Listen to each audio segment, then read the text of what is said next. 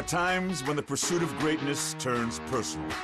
When the sound of a champion's footsteps are loudest, yet not so loud as to hear the footsteps right behind them. When the line is blurred as to who's pursuing a place in history and who's just being pursued. Tonight, from Dallas, it's a Texas showdown. But first, a featherweight showcase as a new breed of fighter who has the MMA world buzzing at the very mention of his name. Zabit faces a fearless Southern brawler ready to throw down anytime, anywhere, and with anyone.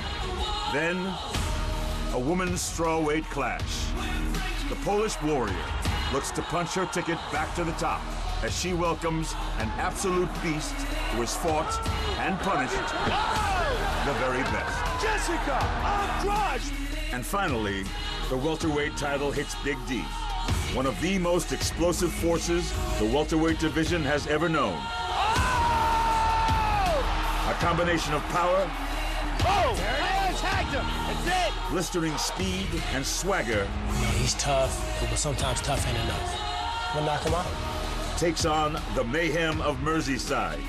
I want to be a great. I'm coming to beat the champion. I'm coming to beat the world champion. A 25-year-old undefeated English destroyer. He's a rally of punches here! Darren Till shocks the world! With history at his fingertips. An opportunity to become only the second English fighter to hold UFC gold. Tonight, from Dallas, Texas, it's UFC 228. Woodley versus Till, and it starts now.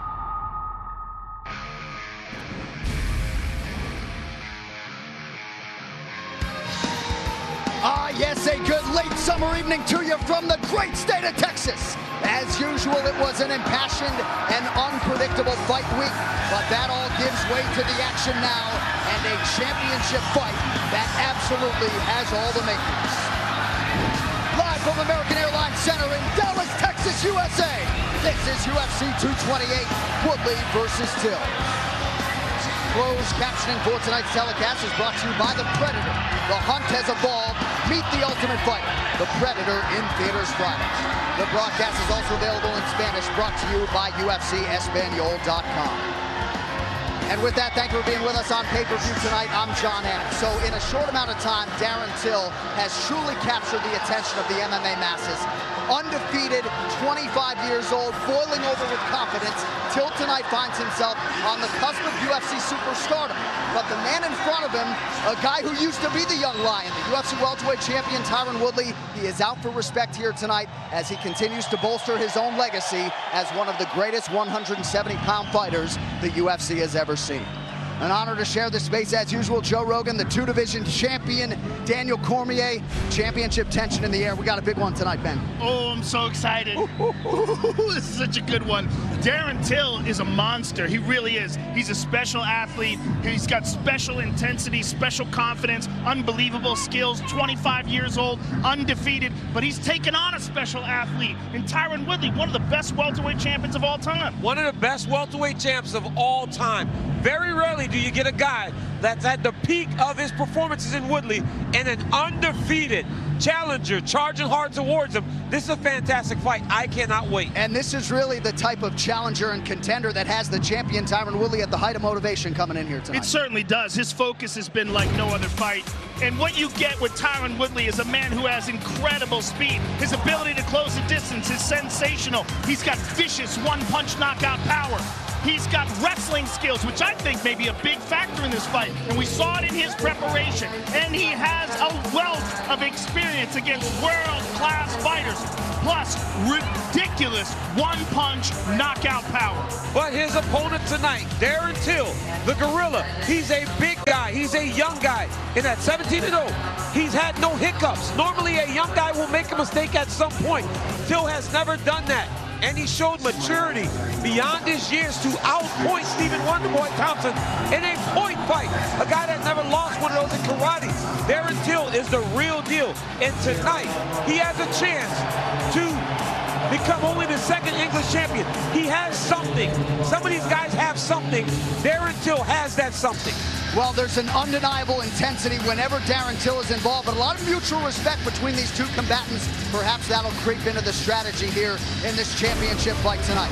Of course, this year we've looked back at UFC history, and this our 25th anniversary year. Perhaps more will be made here tonight. You know, it seemed only a matter of time that an Englishman would break through and win a UFC title. Fittingly, Michael Bisping was that guy making history in 2016. Tonight, it is all in front of Darren Till as he will try to become England's second UFC champion. All right, DC, not playing on pay-per-view tonight, the UFC Women's Flyweight Championship between Nico Montano and Valentina Shevchenko. Montano came in the champ, never made it to the scale. The belt has been vacated, and we've got just one title fight tonight. Yeah, unfortunately, she never got to defend the title that she fought so hard to get on The Ultimate Fighter. But you gotta feel bad for Valentina Shevchenko. She's chased this fight for so long, and even said on Thursday, maybe she won't make the fight. Very rarely is there an instance where a champion gets stripped and you don't find a way to side with the fighter. This one kind of feels justified. It was pushed back way too many times. Unfortunate for both of these ladies because they're both great martial artists. Valentina was so heavily favored coming into this fight. It almost seemed like a foregone conclusion that she was going to walk away the new champion. That's how ridiculous a lot of people saw this fight. When she called the fact that it wasn't going to happen, and then it did, right. It cemented it in a lot of people's eyes. All right, good news is Woodley and Till both made weight. That one is on, and we are just about ready to go with this main card. Time now to go backstage and inside the locker rooms, brought to you by The Predator. The hunt has evolved. Meet the Ultimate Fighter. The Predator in theaters Friday. And there is Abdulrazak Alhassan, born in Ghana. He now calls Fort Worth, Texas home. He has set the bar high. 9 professional MMA wins. All of them have been first-round knockouts or TKOs. Tonight he draws the Florida native Nico the Hybrid Price. He's not one for the judges' scorecards either, folks. And after a bonus-winning knockout in July, Price makes the quick turn tonight, looking to establish himself as a title contender. All right, let's get to the rules of the Octagon. 3 judges score the fight. The bout duration, 3 5-minute rounds. For championship fights and all UFC main events, we go 5 5-minute rounds. A 10-point must-scoring system is in effect. The round winner gets 10 points, his or her opponent 9 or fewer, and scoring is based on effective striking and grappling, followed by aggression, and then Octagon control in that order. Also of note, the Texas Department of Licensing and Regulation of Combative Sports has yet to adopt the newer set of unified rules, so the old rules still in effect tonight. We also will not have the benefit of instant replay as we often do, so keep that in mind tonight as well. As usual, all of the fighters have been made aware. UFC 228, Woodley versus Till, brought to you in high definition by The Predator. The hunt has evolved. Meet the Ultimate Fighter, The Predator, in theaters Friday. All right, the table is now set. We are ready to go with the main card from Dallas, Texas. Good to have you with us tonight on pay-per-view. And with myriad highlight reel finishes on their resumes, Abdulrazak Alhassan and Nico Price enter tonight's bout with high expectations that they'll produce another result to remember. Welterweight up-and-comers Abdulrazak Alhassan and Nico Price are on the fast track to the top 15. And with a win tonight, one of these exciting finishers hopes to make a statement to the masses that they are ready for the division's elite. I can definitely see this being potential fight of the night, but it's a lot of fun fights on this card, so you never know. So I'm looking forward to it. It's going to be a banger. You know, we're going to both go out there and one of us is going to sleep. One of the most creative and dangerous fighters in the UFC. Florida's Nico Price has achieved the distinction of being someone who can end a fight on the feet or the mat and in devastating fashion. His recent stoppage of Randy Brown on the mat and with his feet thrilled mixed martial arts fans around the globe and served to set up tonight's opportunity on pay-per-view. I'm a very creative fighter because when I get in there, I take opportunities that people don't. You know, I'll do something totally out of the blue to finish you. A native of Ghana who has been embraced by his adopted hometown of Fort Worth, Texas, Abdulrazak Alhassan may be a black belt in judo, but he has rarely needed to lean on that part of his game. He has ended all 9 of his MMA wins by first-round knockout, a streak he hopes to extend on Texas soil tonight. Dallas, watch out. By God's grace, you're going to see a knockout.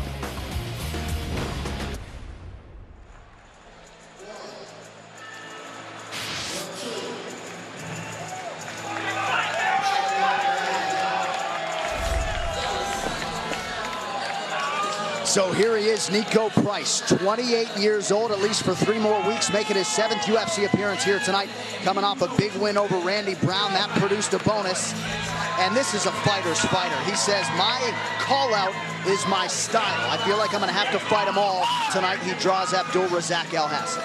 He is a wild man and incredibly creative. And that last fight, the knockout of Randy Brown with hammer fist from his back was just ridiculous. I don't think I've ever seen that before inside the octagon. Right. It was crazy, but it lets you know if a guy's got that kind of power with a hammer fist, you can pull it off from that position. It's a wake-up call from some people that thought they were safe on top. Yeah, you're not safe. You're not safe at any moment inside the octagon. And Nico Price did show that against Randy Brown. He said that he finds motivation in his family, in his children, and he said he loves the bonuses and he loves collecting them, and at times he's lost fights chasing bonuses, but tonight he's really going to focus on getting the W above everything else. Loves the new money, loves the extra 50, but get the W and then we move forward. Yeah, made a $50,000 bonus his last time out. He said by the time he got home, his wife had already blueprinted 2 new bathrooms. But Nico Price, he's only gone the distance 1 time in 14 pro fights. He's never been knocked out. The father of 4. Did some cross-training this camp, Nebraska, Colorado. Worked with the WBO welterweight champion Terrence Crawford at times. Nico Price ready to go tonight. If you're staring across a boxing ring or anything at Terrence Crawford, you're getting the best work in the entire world, because T-Bud is pound for pound one of the best there is in all of combat sports when it comes to hand-to-hand combat. No doubt about that.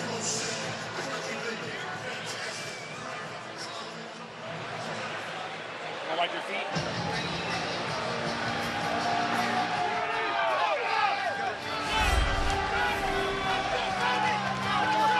Born in Ghana, now fighting out of Fort Worth, Texas. And making his 5th UFC appearance tonight, Abdul Razak Al-Hassan. He doesn't feel any pressure to live up to the results he's put on paper, but hard to argue with all the knockouts, and most of them, Joe, have come very early on in fights. This is a dynamic young man with unbelievably explosive power and a very, very aggressive style. That black belt in judo, the grappling skills combined with his Muay Thai makes him a very, very dangerous combination, because there's no place where you're safe. You're not safe in the clinch, you're not safe on the ground, and you're definitely not safe standing up with this guy. No, you're definitely not safe standing. He said that as you go up in rankings, guys become tougher and tougher and tougher, and he believes Nico Price is as tough as they come. Feels good fighting at home. He said he feels good being able to fight very close to home. Doesn't go out looking for the knockout, but it seems to present itself. Said he's improved a ton in his wrestling, in his preparation, and expects Nico Price to give him everything. Total fight time under a half hour for Abdul Razak Al-Hassan in 10 professional fights, several national judo titles to his credit. But after that Omari Akhmedov fight, the focus was wrestling. He has acknowledged how good Nico Price is on the ground. But we are expecting a fun fight here tonight. Strategically, this one was placed in this pay-per-view opening slot. Abdul Razak Al-Hassan making his 5th UFC appearance tonight and in search of a 3rd consecutive win. This Tale on the Tape brought to you by Modelo Especial, brewed with a fighting spirit since 1925. Abdul Razak Al-Hassan, 33 years old. Nico Price is 28. Price the taller man by 2 inches. He will enjoy a 3-inch reach advantage. All right, ready to go with this pay-per-view main card opener, and ready with the introductions, Bruce Buffer. Ladies and gentlemen, we are live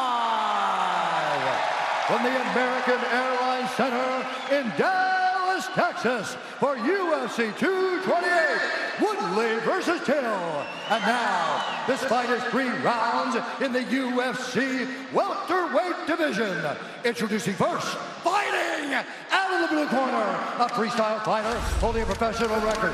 12 wins, 1 loss, 1 no contest. He stands 6 feet tall, weighing in at 170 1/2 pounds. Fighting out of Cape Coral, Florida, Nico the Hybrid Price. And now introducing his opponent, fighting out of the red corner, a Muay Thai fighter holding a professional record. 9 wins, 1 loss. He stands 5 feet 10 inches tall, weighing in at 170 1/2 pounds. Fighting out of Fort Worth, Texas, by way of Brigada, Abdul Razak Al Hassan. When the action begins, our referee in charge, Jacob Montalvo. Jacob Montalvo has been a busy man tonight. Same can be said for Ariane Celeste. Thank you very much. Ready? Ready? Fight. We are ready to go. Tonight's fight clock is brought to you by Modelo Especial, brewed with a fighting spirit since 1925. Abdul Razak Al Hassan, center of the octagon, is in yellow. Nico Price is in white. Oh, Nico with a big right hand right off the bat. Counter to that right leg kick. Price acknowledged his grappling advantage, at least on paper, but likes to beat guys at their own game.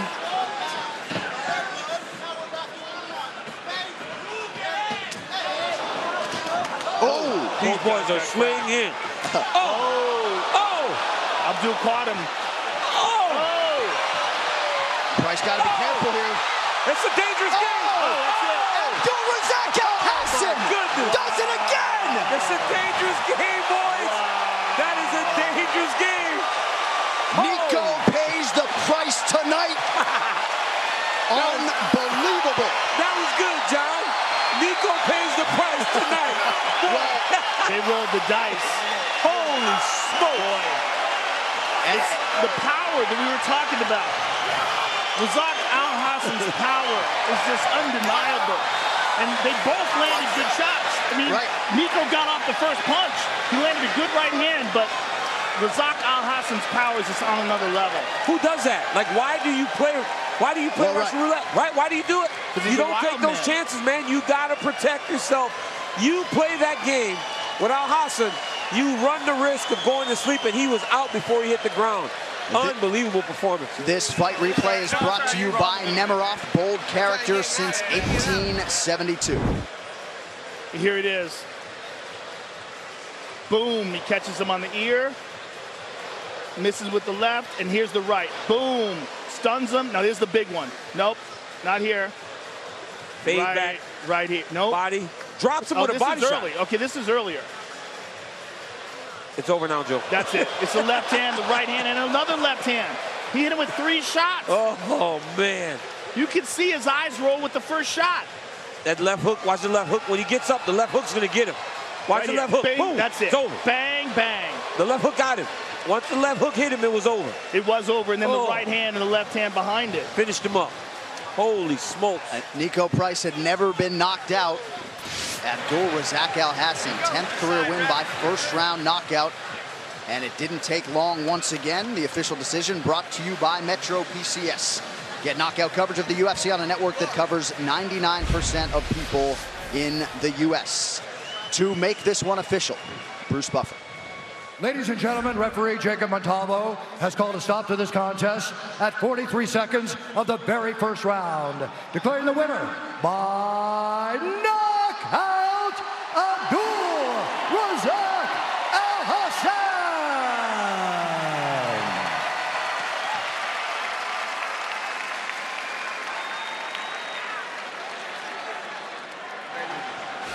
All right, I'm here with the winner, Abdul Razak Al Hassan. Yes, congratulations. Spectacular. Boy, that was wild for as long as it lasted. He seemed like he was determined to come out there and stand toe-to-toe with you. That obviously turned out to be a big mistake. Yeah, I knew he's a brawler. He's very good with his hands. You know, he's the kind of person you think you're winning, all of a sudden, boom, he gets you. I kind of figured he would try and take me out, like take me down. I didn't think he was going to stand there and trade with me. When it became this wild exchange, was there ever any point where you were like, maybe this is not the smartest thing to do, maybe fight more technical, or did you just get sucked into the brawl as well? Nah, that's just me. When somebody throw back at me, I don't know what it is, but I just get mad and I just want to throw back. I'm not going to move back. I'm going to stay there. Let's just throw. That's what you did, and that turned out to be very successful. Take a look at the big screen. You clipped him a couple times, but then it was a left hook in this exchange here once he gets up. And then you hit him with 2 more punches while he was unconscious. Yeah, I saw him moving.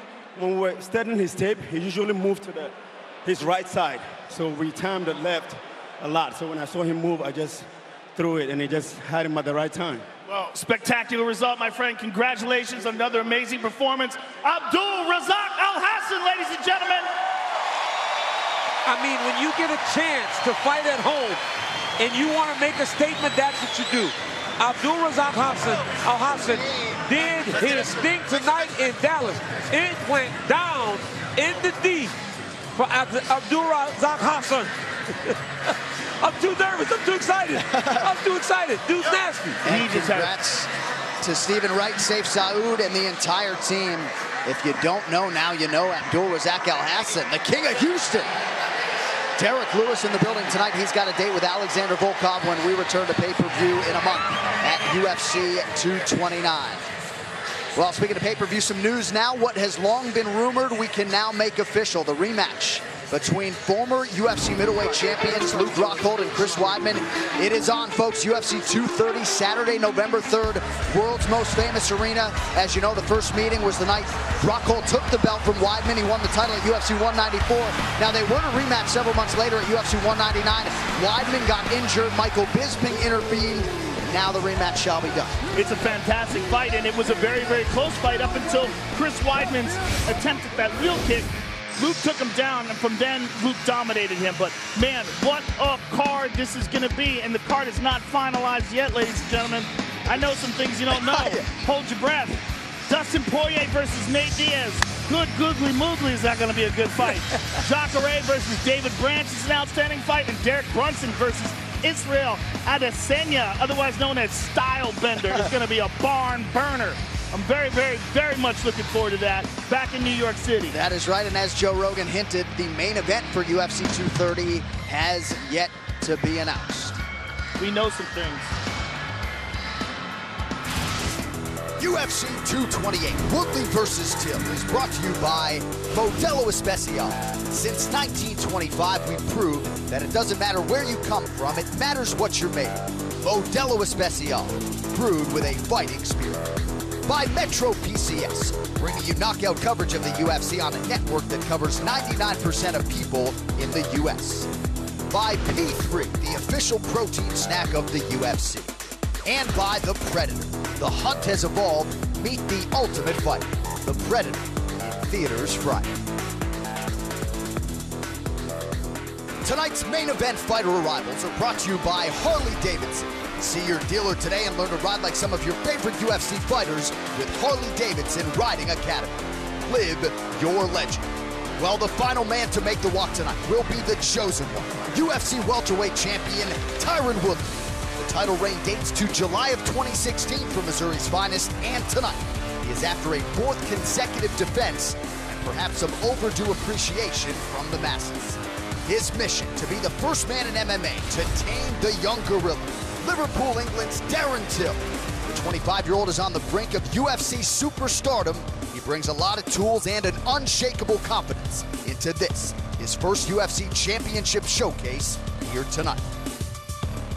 Conor McGregor sees a buddy of his, Artem, getting into it with Khabib. It ended up with Conor McGregor running next to a bus and all hell breaking loose. Why you need to come here? Just send me a message. Tell me where. Conor McGregor! One of the most spectacular fighters in the history of the sport. Striking, grappling, everything he does is world class. It will be the biggest fight in history. Almost time. Yes, UFC 229, Khabib versus McGregor will soon be upon us. October 6th, Vegas, but how exactly did we get here? November 12th, 2016 in New York, Khabib Nurmagomedov mauls Michael Johnson. Later that night, Conor makes history as the first simultaneous two-weight world champion. Fast forward August 2017, the money fight in Vegas. Mayweather, in his element, gets the better of MMA's biggest name, Conor McGregor. Then just before the end of the year, Khabib returns, produced a one-sided thrashing of Edson Barboza to move to 25-0. Then we get wild and crazy. McGregor's infamous attack on the UFC fighter bus in Brooklyn. Among the passengers, one Khabib Nurmagomedov, who 2 nights later took care of business, outpointed Ally Quinton to become the undisputed UFC lightweight champion. And 5 weeks ago, August 3rd, the UFC officially announced the mega fight, Khabib McGregor. It is now just 28 short days away. Daniel Cormier will be in the building. as a fan, I'm not sitting here next to you guys because I have to watch this from the seats. Khabib versus Conor is the biggest fight the UFC has ever put on. And I've been involved in some big ones, not afraid to say it. But right beneath it, Tony Ferguson returns and fights Anthony Pettis, who looked like a rock star. He looked like the guy from the Wheaties box the last time he was in the octagon. Derek Lewis versus Alexander Volkov. Ovince St. Preux takes on Dominic Reyes. But ultimately, we are all waiting to get to the main event with two of the most polarizing figures the sport of MMA has ever seen. This is going to be phenomenal. All right, while you're watching us, The Predator is watching you. The Ultimate Fighter in theaters this Friday. All right, so a big one forthcoming here in the bantamweight division as we show you the updated top 10. It'll be number 5, Jimmy Rivera versus number 7, John Dodson. Now, earlier tonight, it was 8th-ranked Aljamain Sterling over number 10, Cody Stamann. So Aljo wants the winner of this fight between Rivera and Dodson. You can be sure they have visions of an eventual crack at TJ Dillashaw. But 135 pounds has never been stronger. And a big opportunity on pay-per-view tonight for Jimmy Rivera and John Dodson to keep pace and keep moving up that ladder. Elite bantamweights both, Jimmy Rivera and John Dodson, take to the octagon tonight. It's a bout that has the potential to shake up the division and put the winner firmly in the thick of the hunt. In the fight game, it has been said and proven that styles make fights. And given the styles of bantamweight contenders Jimmy Rivera and John Dodson, 3 rounds of fast-paced action is in the forecast here in Dallas. Owner of a 20-1 record in his last 21 bouts, New Jersey's Rivera's status as an elite 135-pounder is secure, thanks to wins over Thomas Almeida, Uriah Faber, and Pedro Munoz. But to get into the race for the title, the prevailing wisdom is he will have to add the name John Dodson to that victims list. But getting a win over Dodson has not proven easy for anyone in the division, and the Magician will look to put his speed and power on full display once again tonight as he continues his quest for UFC gold and glory.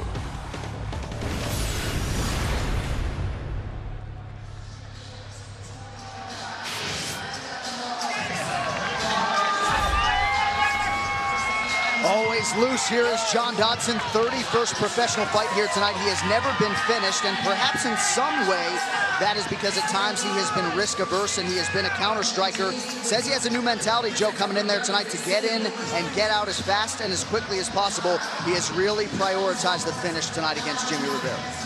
I think he's got to get back to somehow being the John Dodson of old. And I don't know what is missing, and it's a slight difference. It's not a giant difference. He still has the speed. He still has the skills. He's still only 33 years old. But it just doesn't seem like over the last couple of years he's had the same hunger that he had when he had his first fight with Demetrius Mighty Mouse Johnson. Whether it's the domination that he suffered in the second fight and recognizing that he's never going to beat the best of the best, or whether it's just he's burnt out. I don't know what it is, but you just don't see the same John Dodson. But the John Dodson we've seen when he's at his very best is a phenomenal athlete. When you go back to the John Dodson that destroyed TJ Dillashaw to win the Ultimate Fighter, that John Dodson is spooky. The kind of speed that he showed when he stopped John Moraga. I mean, John Dodson at his best is a monster. When he stopped Manvel Gamburian, when he stepped up to 135 pounds and just looked sensational, we were like, okay, maybe it's a weight cut. Maybe that's what it was. Whatever it is, if he can get back that motivation, that focus, and that intensity when he was a top contender, then we're going to see the John Dodson of old. He still has the skills. He still has the ability. And the motivation comes from the fact that he believes this fight has been owed to him for a while, and Jimmy Rivera's been ducking and dodging him. Now he has to get locked in the cage, and he said that he's glad to get to punch him in his face.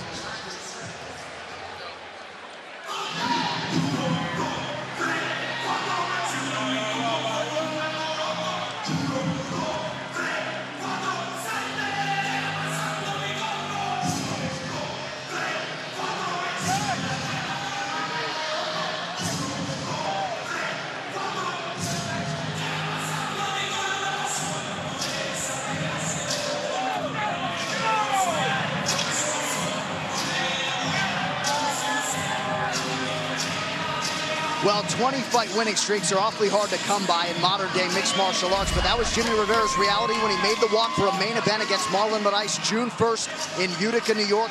33 seconds into the fight, thereby went the 20-fight winning streak, but DC undeterred. Jimmy Rivera makes the quick turn tonight, and he'll look to get on track. Well, and that's the mantra of his team at Tiger Showman. They said, if you don't achieve what you're accomplishing, just get back up and try again. He said after he got beat, he didn't get a chance to show what he really is about. Obviously, we've seen over the course of that 20-fight win streak how good this guy is. But he didn't get to show his skill against Moraes. It was so quick. So when they offered him the big name in John Dodson, he immediately said, okay, let's go. This is the type of fight that puts me right back where I was. Because even if you lose, when you come off a win streak like that, if you can couple that win streak from the past with a win over a John Dodson, it's hard to ignore that you're right back where you were before. One factor to take into consideration was he was knocked out in June of this year. That is less than 3 months ago. Think about that. I mean, he got knocked out bad, too. But this guy's a wrestler, and maybe he feels like he can control where the fight's going, because if he runs into a big punch from Dodson, Dodson has the power to put him out again. So we're talking, it was June 1st, so it is 3 months ago. It's just a little over, but you know, that's not a lot of time to recover, and only he knows how badly he was actually hurt and how quickly he could recover. But John Dodson has lightning fast hands and a history of knocking people unconscious. All right, Jimmy Rivera and John Dodson have entered the octagon. This Tale of the Tape brought to you by Modelo Especial, brewed with a fighting spirit since 1925. Rivera still on the right side of 30. John Dodson will be 34 later this month. Rivera 1 inch taller than his counterpart. He will have a 2.5-inch reach advantage. All right, now for the particulars, back inside to the venerable Bruce Buffer. Ladies and gentlemen, this fight is 3 rounds in the UFC bantamweight division. Introducing first, fighting out of the blue corner, a mixed martial artist holding professional record, 21 wins, 9 losses. He stands 5 feet 3 inches tall, weighing in at 135.5 pounds. Fighting out of Albuquerque, New Mexico, presenting the Ultimate Fighter Season 14 winner and the #7 ranked bantamweight contender in the world, John the Magician Dodson.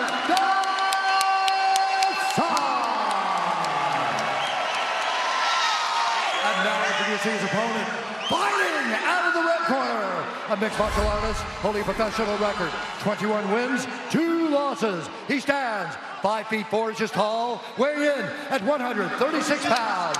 Fighting out of Ramsey, New Jersey, presenting the #5 ranked bantamweight contender in the world, Jimmy El Terror Rivera. And when the action begins, our referee in charge, Dan Murgliata. Dan Murgliata, our referee. Brittany Palmer getting us started for round 1 here of a possible 3. High stakes at 135 pounds. John Dodson felt disrespected by Jimmy Rivera, but Rivera finally signed on the dotted line, and Dodson is looking to make him pay tonight. Tonight's Fight Clock is brought to you by Modelo Especial, brewed with a fighting spirit since 1925. And I think you hit on a lot of salient points as John Dodson was walking tonight in terms of the motivation, because his coaches feel like this training camp, there was a return to focus for Dodson. That is what he needs. It's not a matter of him having the skills.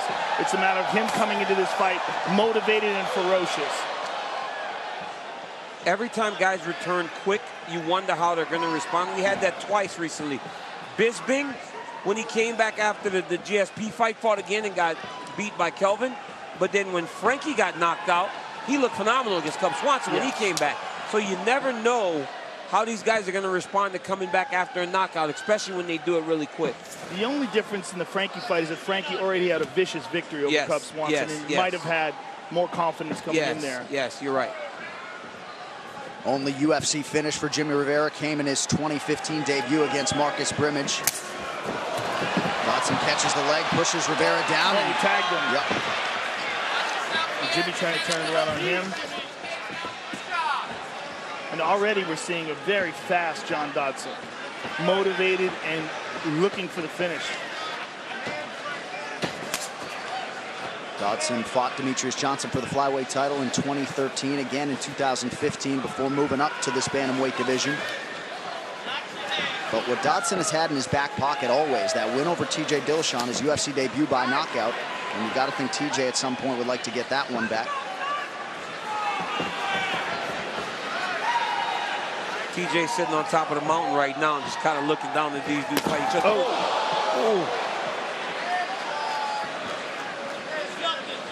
Dodson has always been so fast. And when he lets things go in combination, you see those types of attacks like he just hit Jimmy Rivera with. Yeah, he was fast as a flyweight and hasn't lost a step at 135. Very smart of Jimmy Rivera kicking the inside leg there. He'll slow him down there. If he keeps beating that leg up, it'll start to really take a toll on the movement of John Dodson. And we saw that in his fight with Uriah Faber. He's excellent at that. And he's one of those guys that attacks that low leg kick. There he goes again. That's multiples in round one. Dodson smiled there. Oh, nice. Did you see him bind the leg there when he was going to lift him? Great reaction by John Dodson. He bind the leg so that Rivera couldn't get his hips up in the air. Quick reaction on the spot by John Dodson. Dodson with a wrestling base as well, attended the University of New Mexico, wrestled there, studied criminology.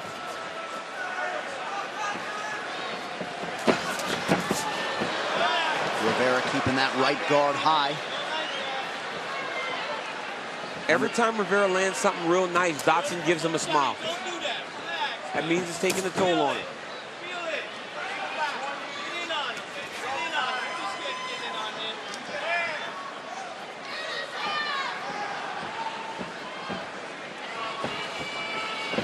Under 2 minutes to go in round one. Both fighters playing the tactical game here early.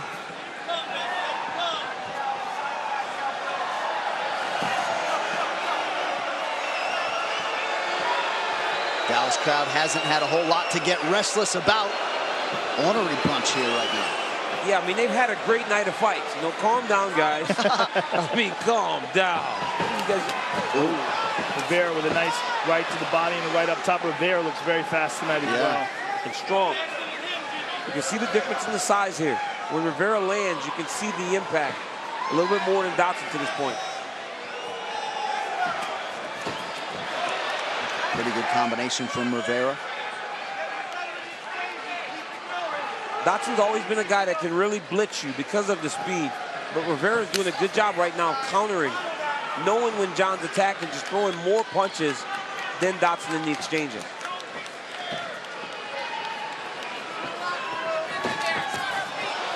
Oh! Both men landed shots there. Under 30 seconds to go in a round that could be winnable for either party here.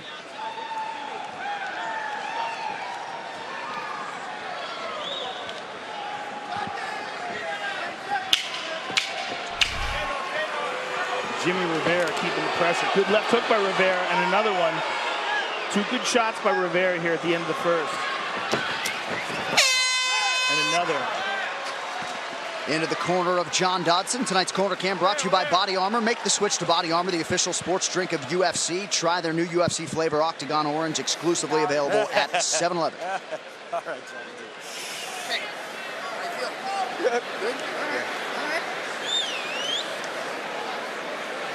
So, every time you hit him, he's just going to hit with you. Okay. So hitting and exiting. Yeah. But you're way faster than he is. But he's trying to time you on the way in. So just a little fake, He'll bite, and then when he's done biting, get him. Okay. He wants a green, you see it. I like the 9. Ooh. And when he goes to throw, just back it up and throw your right hand, right? Okay. Yeah. So throw it, fake it. And then let him see what he does when you fake it. Beautiful. Breathe. Breathe deep. Beautiful.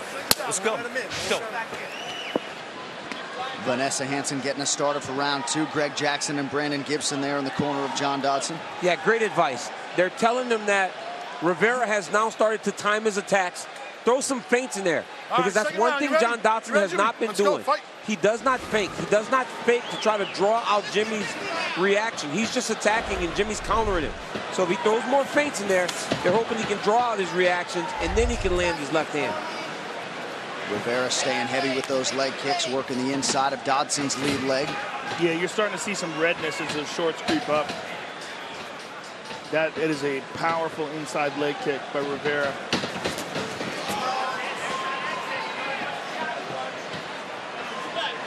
And you got to think for Rivera, best way to put that Marlon Moraes chapter to bed, get right back in there against a fellow contender. Off to a pretty good start tonight against John Dodson. Again, that leg is red. He's just got on long shorts, but you can see under the knee. And you see him starting to bite on the feints. He's trying to check before Jimmy even throws the kick now. Well, it's got to be affecting his movement at this point. And that's something that John relies on heavily.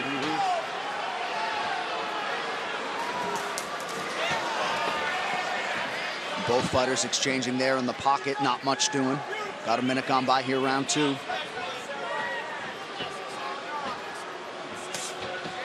Check that one. Dodson catches the leg, lands a left hand partially. But now that John is intent on checking, Jimmy's gonna have to hide that kick a little bit better. He's got to throw something before it. Jimmy Rivera's doing a great job of moving and feinting though. Look at his head. I mean, we're talking about one of the fastest guys at 25, 35, or in the entire UFC in John Dodson. And Rivera's touching him constantly because he's feinting and moving into him the whole time.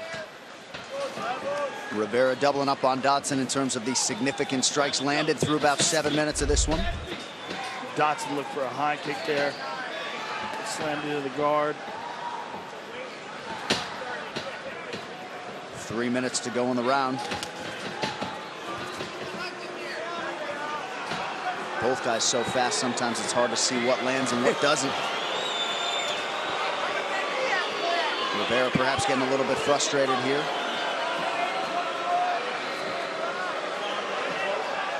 A lot of times you can get frustrated fighting John because you want to brawl, but he's too good and too technical, and he's so good at following his game plan that no matter what you want to do, John Dodson's going to fight his fight. So he frustrates guys. And right now, he's starting to get Rivera to fight his fight, and that's why he's having more success in this round than he did in round number one.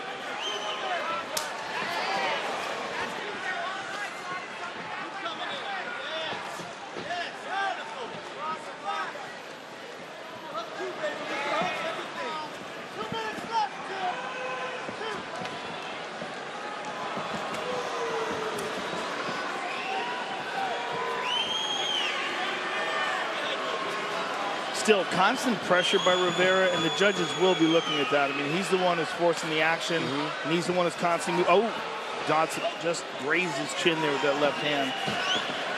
He's gotten closer with that left and that high kick on the last two occasions. Just not enough volume from Dodson, though. Right, and it doesn't at all dovetail with a lot of what he was saying leading up to this fight. Well, I think it's the power of Rivera. It's got him very concerned. And the speed. Rivera is shockingly fast in this fight. And you know when you're fighting Jimmy, you got to be ready to go 15 minutes because this dude's always in great shape. Yeah, always. And that's what he has to be concerned with. The counters once his initial shot lands. All right, under a minute now to go, Rivera and Dodson. Faint heavy attack from Rivera. Looked like a groin strike there. Jimmy protested. We'll get a look at a replay here shortly, but Dan Murgliata interrupts the action. That seemed pretty low. Fighters to the neutral corner. I know what you said.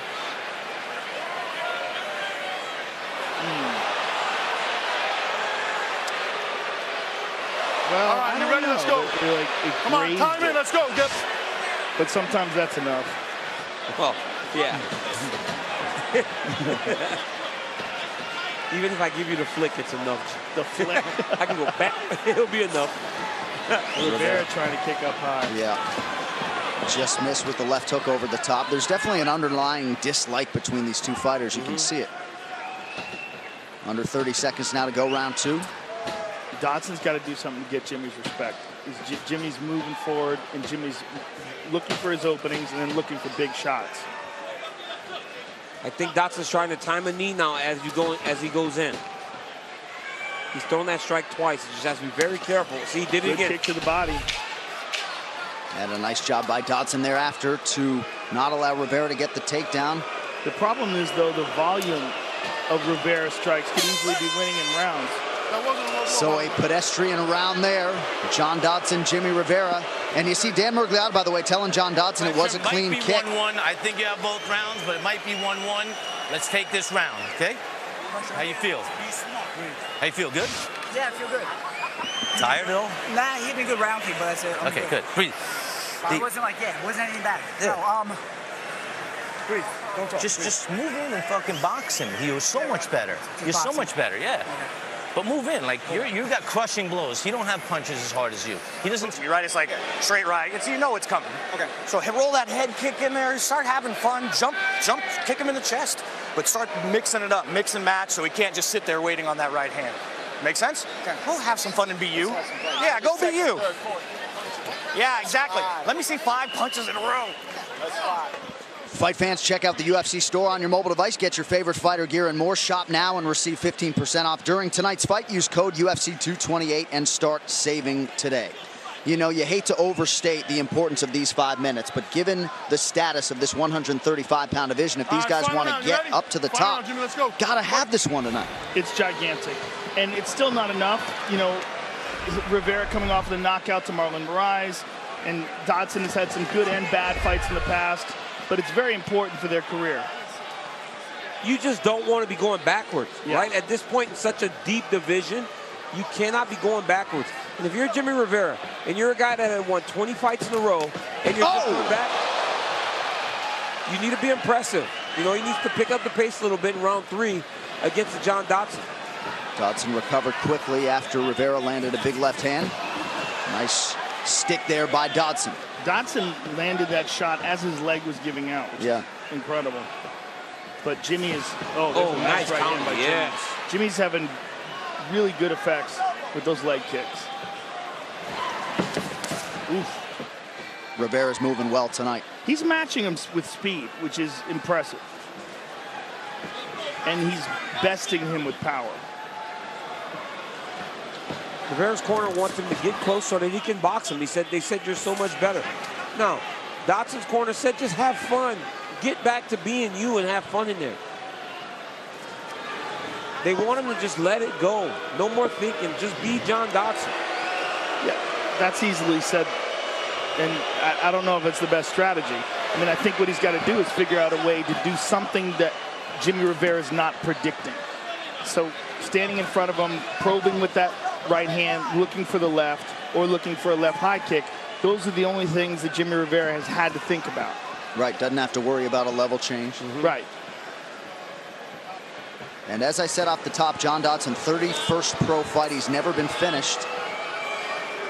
Perhaps it's time to increase that willingness to enter that pocket and get knocked out if need be. That's easier said than done, too. I mean, the reason why he's never been finished is because he recognizes when he's in danger, whether it's the John Lineker fight or, you know, some of his other fights where he'll just use technique and stay on the outside of it. His leg just went out from under him there.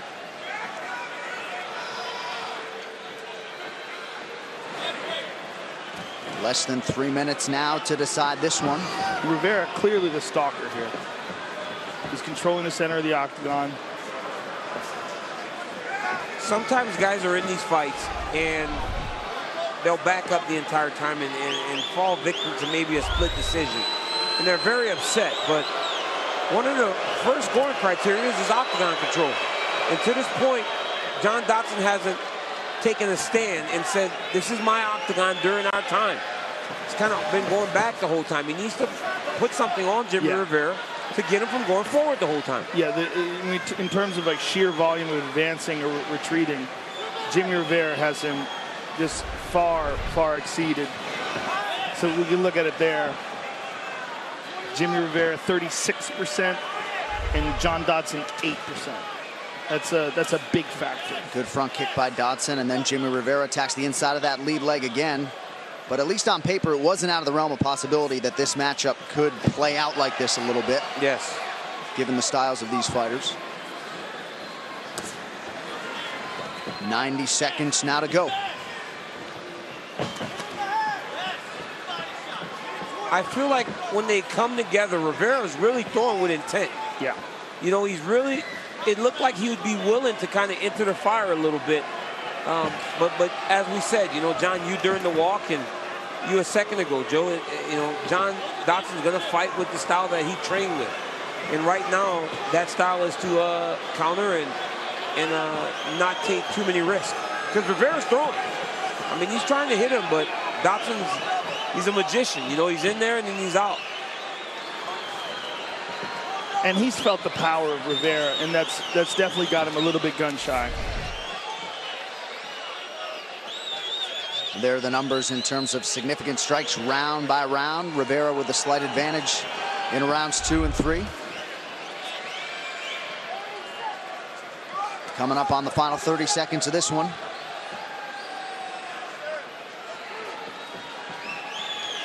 Rivera again pressing forward, closing the distance. But in those exchanges, Dodson does land that little left hand over and over again. He's touching him. It's just not enough to keep him off of him. Yeah. Rivera's volume and his constant control of the center of the octagon and constant advancing. I mean, neither guy's done anything huge. Oh, nice right hand from Jimmy Rivera. Dodson working the body late. Some action after the horn, not a ton of it during the fight. Been a night full of highlights in Dallas. That one not necessarily among them. This replay brought to you by Nemiroff. Bold character since 1872. This was a big factor in the fight, I think. The inside leg kick of Jimmy Rivera, he used it many, many times and took a lot of the movement away. There's a good body kick by John Dodson. And here's some good striking from Jimmy Rivera. Good solid jab there. Good right hand. The surprising thing in the fight, to me, was that Jimmy was able to match Dodson with speed. Nice to see them bury the hatchet there a little bit. Jimmy Rivera, in some respects, didn't want the Dodson fight because he was chasing down the Dominic Cruzes and those guys in the division. But after what happened against Marlon Moraes back in June, beggars can't necessarily be choosers. Rivera took the Dodson fight tonight and largely dictated what happened in there, champ. Yeah, I mean, he went forward the entire time. He tried to engage, but John Dodson fought his fight. And because he fought his fight, we're waiting for what I imagine is a pretty close decision. Let's get you that official decision, brought to you by Metro PCS. Get knockout coverage of the UFC on a network that covers 99% of people in the U.S. With the scorecards, Bruce Buffer. Ladies and gentlemen, after 3 rounds, we go to the judges' scorecards for decision. The judges score the contest 30-27, 30-27, and 29-28 for the winner by unanimous decision, Jimmy El Terror Rivera. So Jimmy Rivera came in number 5 in the world. He gets the job done tonight, 6-1 inside the octagon. He has now won a remarkable 21 of his last 22 fights. Jimmy Rivera, your winner by unanimous decision tonight. Well, the celebs are out in Dallas here tonight. How about Brad Lukovich? Stanley Cup winner with your hometown Dallas Stars. Perhaps a bigger pop will be reserved for one Tyler Sagan, the Dallas Stars center in the building tonight, as is the former Dallas Mavericks point guard Darren Williams, aligned with Fortis MMA right here in Dallas. These locker room shots brought to you by The Predator. The hunt has evolved. Meet the ultimate fighter, The Predator, in theaters Friday. Zabit Magomedsharipov, might as well start figuring out how to pronounce it because the man is here to stay tonight. A chance to move to 4-0 in the UFC on this, the biggest stage of his career. We will see if the Mississippi tough Brandon Davis can somehow pull off the short notice shocker. Appeared more than ready, if fight week is any indication. Brandon Davis trying to pull off the stunner here tonight. Well, UFC fans, the wait is over. Go to UFC.com/229 to enter for the chance to win 2 tickets to UFC 229, Khabib versus McGregor. The sweepstakes ends on Sunday, so make sure and enter now. We wish you the best of luck. And, of course, if you don't win, don't forget, it's at DC_MMA on Twitter if you need tickets to UFC 229. Yeah, right. All right, well, next weekend, the hits keep on coming over on UFC Fight Pass. MMA leader hitting Russia for the first time, DC. And the king of the walk-off KO, the lead horse, Mark Hunt against Alexei Oleinik at the top of the bill. Yeah, it's a very tough fight. Mark Hunt can finish you at any moment, but Alexei Oleinik, the boa constrictor, can put people out. At times you didn't recognize you're getting choked. And then Andrei Arlovsky fights Abdurakhimov. John Blachowicz takes on Nikita Krylov as he returns. This is going to be a great fight for the first time the UFC goes to Russia. Big night for the pronunciation god as well. Hunt and Oleinik coming up next Saturday night. Well, while you're watching us, the Predator is watching you. See The Ultimate Fighter in theaters this Friday. All right, next up here from Dallas will be the featherweights, a fight that very well could be destined for some bonus money. Well, it seems an extraordinary task to solve. Zabit Magomedsharipov in a mixed martial arts setting, but Mississippi's Brandon Davis is no ordinary man. He'll look to spring what would be a monumental upset here tonight. Few men have gotten off to better starts in their UFC careers than Zabit Magomedsharipov. And with 3 spectacular UFC wins and as many bonuses, a precious few featherweights were calling for a shot at Zabit.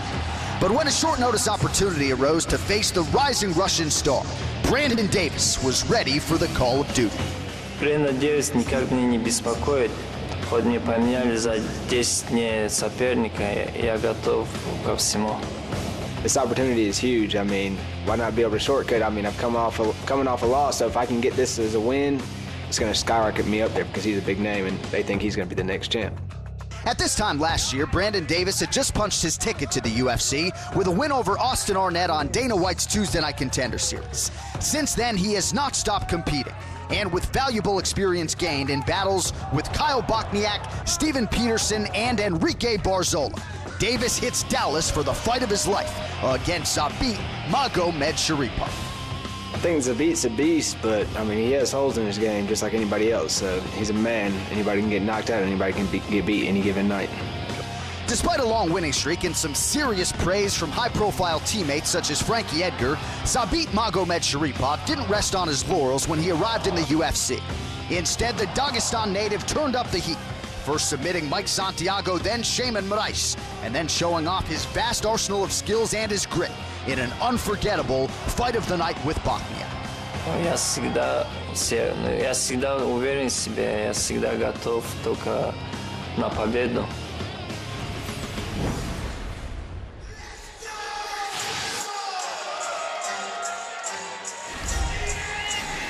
While these Mississippi boys are tough, Brandon Davis making the walk for his 4th UFC appearance here tonight. And Joe, he's taking the fight on 11 days' notice, and I like the mentality in terms of accepting a fight like this and staying ready. He says, in order to get where I want to be, I got to train every day anyway. He's in the gym. He was 14 pounds lighter 2 days after accepting the fight, and he's looking to pull off the shot for tonight. Well, win or lose, this is an awesome opportunity to test himself against one of the best in the world. And Zabit represents a very unique style. But Brandon Davis is a real solid professional fighter, and I think he's going to give Zabit one of his toughest tests inside the octagon. Kyle Bochniak started out slow in that fight, but towards the end of the fight, he started coming on strong just from heart and courage and guts and skill. When Brandon Davis steps into this octagon, what he brings to the table is high volume. He's got very good endurance. He's a high-volume striker. He's got clean technique. He's got a very good ground game, as well as a very good stand-up game. And he's also long and tall for 145 pounds at 5'10". You know, not as long and tall as Zabit, but he's up there. You know what I love about Brandon Davis, Joe, is that this isn't the first time he took this fight against Zabit on short notice. Before Zabit's debut in Rotterdam, he called and said, hey, put me in. I want to fight this guy. Why not? Got the fight at UFC 220 and fought Bochniak. But he's asking for this. He's not afraid of Zabit. He wants this fight. And to your point, you said it's a win-win situation. He got a brand new contract before even having to do the fight. Right. So he's got some stability and knows that he can go out there and just let it all hang out. And to the beauty of the Bochniak fight, Bochniak was not willing to engage him. but he sure did engage Zabit. So maybe he didn't feel as threatened against Zabit. And you see UFC veteran Alan Belcher in the corner of Brandon Davis. He said he and Belcher disagreed a little bit in terms of the striking game plan here tonight, so perhaps the strategy is sort of a meshing of the two. But when you take a fight on this short notice, regardless of opponent, the focus for Davis really was just getting the cardio up. Said he played basketball with John Dobson for 3 hours earlier this week. We'll see what Davis has been able to do and if he can solve the puzzle that is Zabit Magomedsharipov.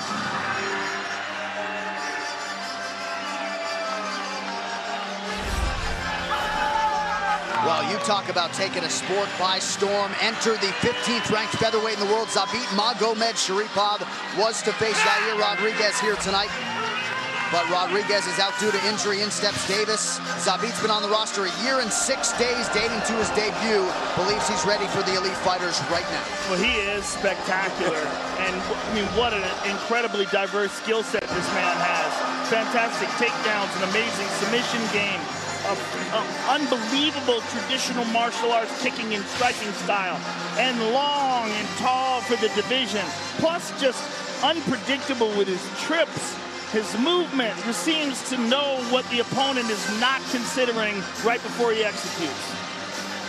Every time Zabit Magomedsharipov fights, he becomes a bigger favorite.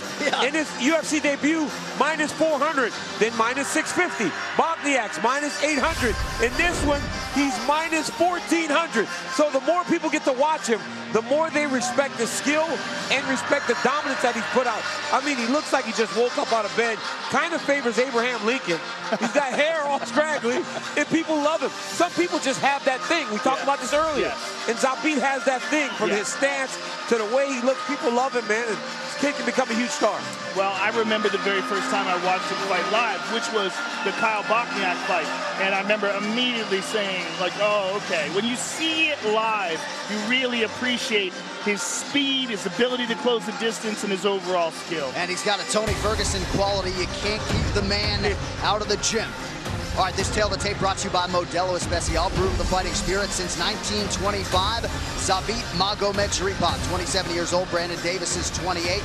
Zabit, the taller man by a few inches. Both fighters weighing in at 146 pounds. Slightest of reach advantages with the Dagestani Zabit Magomedsharipov. Here now, Bruce Buffer. Ladies and gentlemen, this fight is 3 rounds in the UFC featherweight division. Introducing first, fighting out of the blue corner, a mixed martial artist holding a professional record. 9 wins, 4 losses. He stands 5 feet 10 inches tall, weighing in at 146 pounds. Fighting out of the Iberville, Mississippi, Brandon Killer B. Davis. And now introducing his opponent, fighting out of the red corner, a mixed martial artist holding a professional record. 15 wins, 1 loss. He stands 6 feet 1 and 1/2 inches tall, weighing in at 146 pounds. Fighting out of Dagestan, Russia, Zabit Magomedsharipov. The action begins. Our referee in charge, Jacob Montalvo. Jacob Montalvo, second main card assignment for him. Brittany Palmer with us tonight. Ariane Celeste, Vanessa Hansen in the building as well. And so is Zabit Magomedsharipov. Tonight's fight clock brought to you by Modelo Especial, brewed with the fighting spirit. Since 1925, Magomedsharipov is in white, Brandon Davis is in black. Is tonight the night? Is tonight the night that the buffer fist bump curse takes a dump? I mean, Diego did it earlier, got the victory. Brandon Davis just did it again. Can he go 2-0? Can the bump go 2-0 in one night? I guess we'll see. Do you have overall stats on the buffer? I'm compiling them, Joe. And you submit them to your bookie?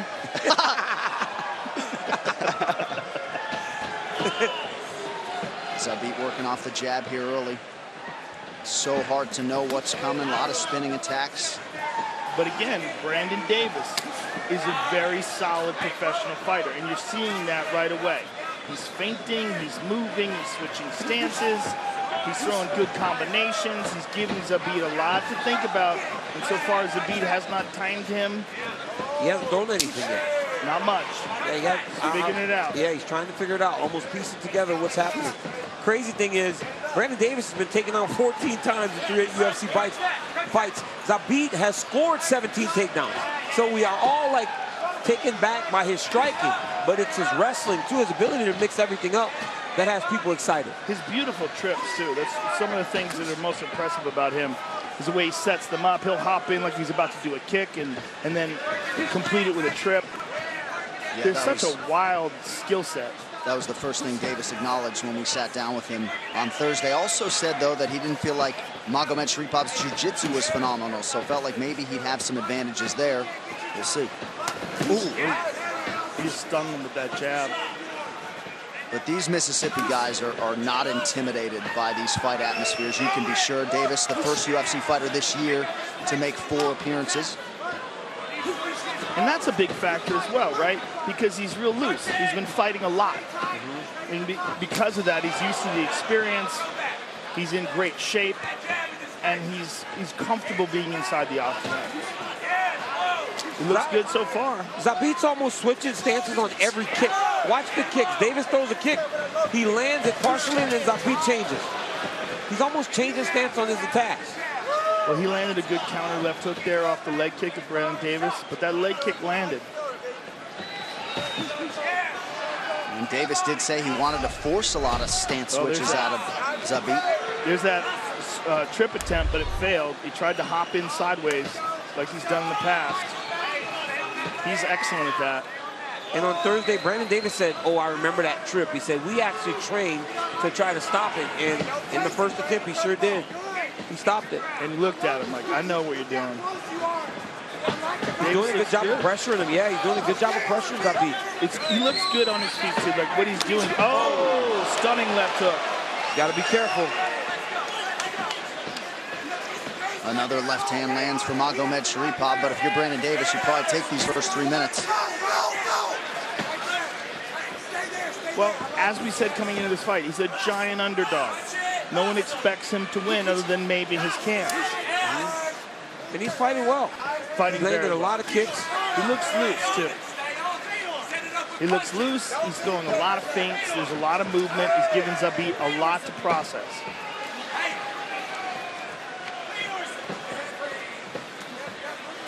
Nice stick on the jab and a right hand from Zabit. That was a very good right hand by Zabit. Good inside leg kick by Zabit, and then switches stance. You know, constantly switching. And he can fight just as well from either position. Right leg forward or left leg. Look at that. Jump switch kick. And by the time you get Magomed Sharipov out of your mouth, Davis had landed an uppercut moments ago, but now the grappling game. Out of nowhere. Misses a punch, and Zabit timed it perfectly. And ducked right under it. Yep. Brandon's doing a good job of pushing those hands down. Get that elbow back inside. He's got to find a way to get his elbow back inside. Under 30 seconds to go in the round. Back elbow landed for Davis. Now he lands. Davis right back up to his feet, though. And that takes a lot of energy. If you're Zabit, you got to lift the man. You got to take the man down. You expect some top control. Davis did a good job of getting back up to his feet. It's a big action, but it seems wasted because you don't get to control your opponent. Look at that. Oh, beautiful left hook to the body. Entertaining first round between Davis and Magomed Sharipov. Tonight's Corner Cam brought to you by Body Armor. Make the switch to Body Armor, the official sports drink of UFC. Round, Try brother. their new UFC flavor, Yeah. Octagon Orange, exclusively available at 7-Eleven. Keep that same pace you had in the very beginning, all right? He can't handle you, okay? You stay on that leg, all right? That leg, those low leg kicks are a fucking game changer, all right? And you're doing perfect too by switching to that body kick when you switch to southpaw. Low kicks look good. Yeah. Hey, you won that round. Hey, take some deep breaths in your nose, out your mouth. As soon as he gets close enough to the clinch, move. Don't let him clinch with you. Fuck that. Yeah. I like the pressure though on the cage. Yeah. Listen. Perfect pressure, just move him back. He didn't like it. He was trying to look confident. He didn't like it. You're looking good, man. Good job. Really good. You know, the language barrier is such that sometimes you don't know if Zabit feels the pressure, right? But if you take him at his word, he doesn't feel the pressure being a minus 1,400 favorite walking in here tonight. No, he feels like this is where he belongs. He said even though Brandon Davis is a last-minute opponent change, he said he wasn't worried about him at all. But I think after that first round and all those leg kicks he took, you better start to respect Brandon Davis. And Davis threw another couple of leg kicks. And Zabit jumps on his back one more time. Now this up against the fence is where Davis told us he did not want to be. Uh-oh. Zabit's on his back. Davis was very confident in his takedown defense in the open. He said that he's only been taken out once in the open by someone in the UFC. So a lot of the takedowns come from by the fence, like you said, Johnny. Right now, Zabit's got his back up against the fence. And he gets the takedown.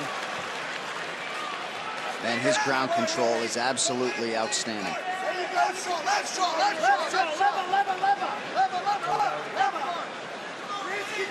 Davis getting warned for interlocking his toes in the fence there.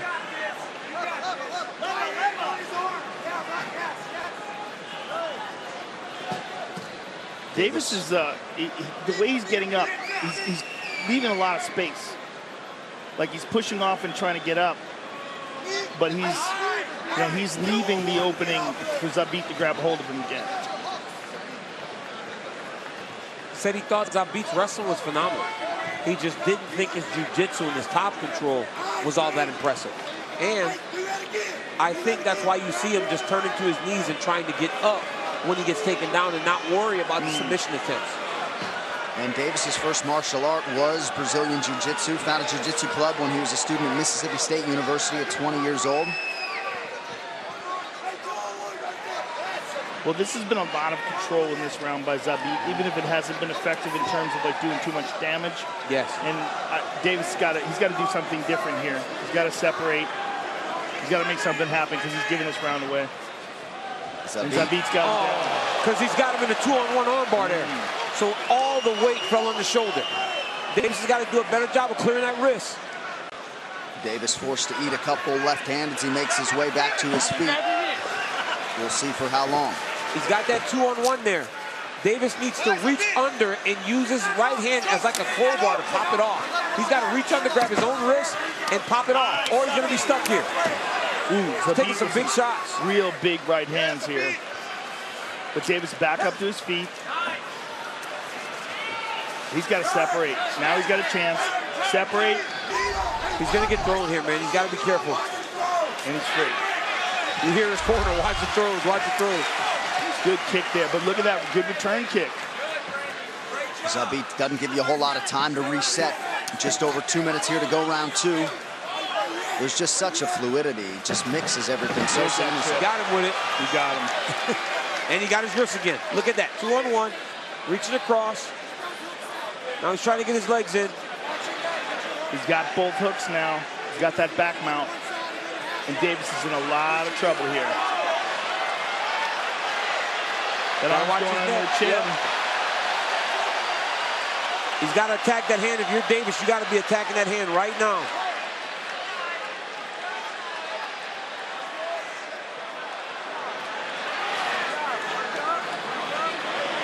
Zabit exercising some patience here, softening Davis up.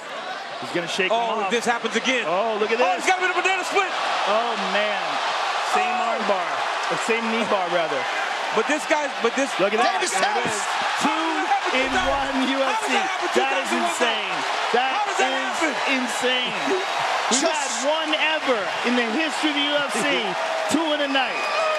Just when you thought you have seen it all, twice tonight, Mark Henry lofts Zabit Magomedsharipov in the air. 4-0 in the UFC.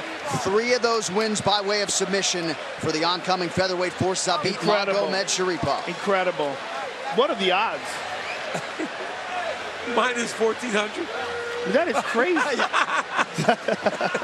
All right, let's take a look. The odds are way greater that happens. Right. 2 in a UFC. If you had to put a bet on that. This replay brought to you by Nemiroff, bold character since 1872. There's that beautiful trip that he loves.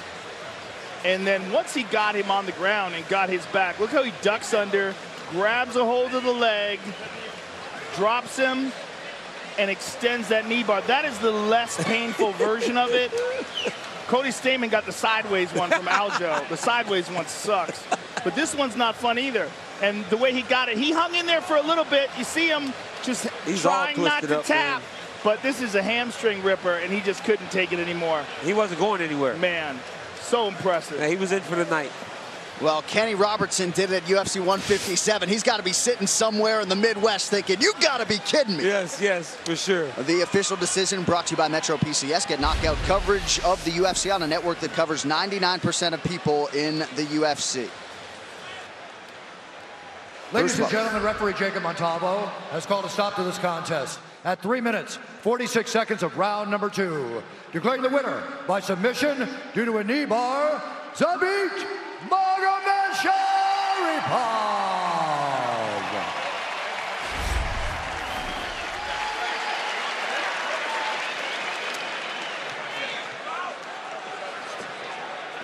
All right, I'm here with the winner, Zabit Magomedov. First of all, congratulations on another spectacular victory.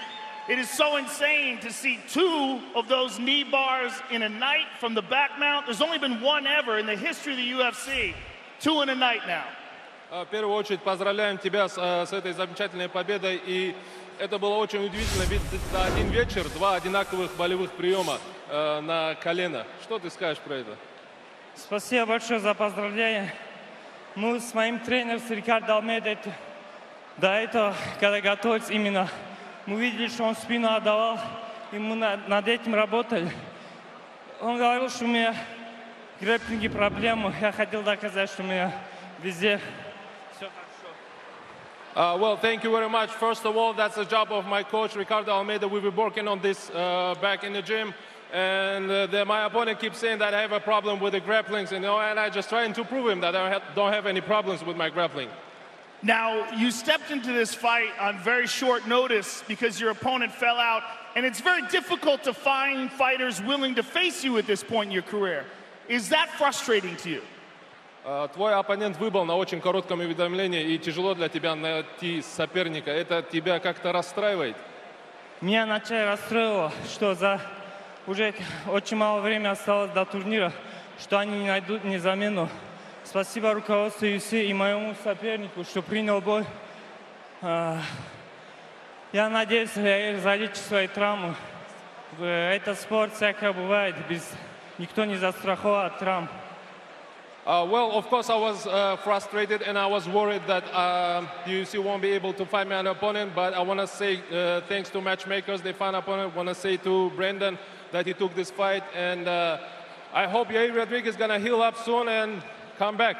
Well, we would love to see you again against the top contender, and congratulations on another outstanding victory. Хотим тебя поздравить и надеемся увидеть тебя как можно быстрее в октагоне. Thank you. Chad Mendes, let's go! Chad Mendes, let's go. Chad Mendes, you heard it. Zabit, ladies and gentlemen, Zabit Magomedov. And chalk one up for Ricardo Almeida, Brazilian Jiu-Jitsu tonight. Zabit Magomedov, 16-1. He has won 12 consecutive fights. All right, coming up next, we will get to the co-main event already. This locker room look brought to you by The Predator. The hunt has evolved. Meet the Ultimate Fighter. The Predator in theaters Friday.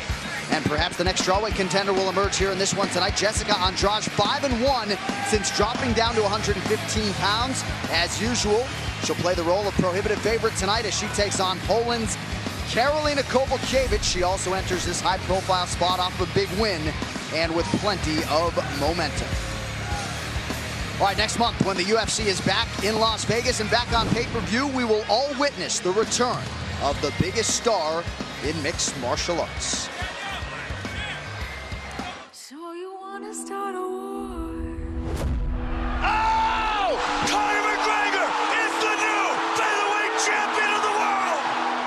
I've been saying it since the beginning. These people are not on my level. Oh, man. Oh, he's done. History has been made! I'm still saying it today. Only everyone else is saying it now, too. After this, who is there? Who the f*** is there? He hasn't fought in almost 2 years. The Mayweather fight doesn't count. You know, the division has to move on. The winner of this fight will be the champion. Does that mean that Conor will be stripped by the time this fight takes place? We'll see what happens. I don't give a about Conor. I think about only belt. I don't care who's my opponent. Who wins this fight becomes a real lightweight champion. I want what I deserve, what I've earned. Has anyone laid a finger on me to take that second belt? I am the champion. No. Now war is upon us. Breaking news, Conor McGregor caught on video. Grabbed a steel dolly and smashed in a bus window. Because he sees an incident between a buddy of his, Artem, getting into it with Khabib. There was a warrant out for Conor McGregor's arrest. UFC superstar Conor McGregor was taken into custody. Listen, you don't like Khabib and you don't like what happened or whatever, then fight Khabib. You want to become lightweight champion? You have to fight with me. Just tell me where. Just send me location. October, Las Vegas. It's on, ladies and gentlemen. The hype behind this contest is insane. It will be the biggest fight in history. Khabib Nurmagomedov mauls people. 26-0. Nobody can beat him. Nobody. When cage close, he have big problem. Fans have given him this indestructible feeling, as if he can't be knocked out, but he can and he will. Oh! He slapped him! I'm on a different level. I want to change his face. We have to finish this. Let's go. It's over before it even begins. Shot by shot, he will crumble. You're blessed that I chose to whoop your ass next. The king is back!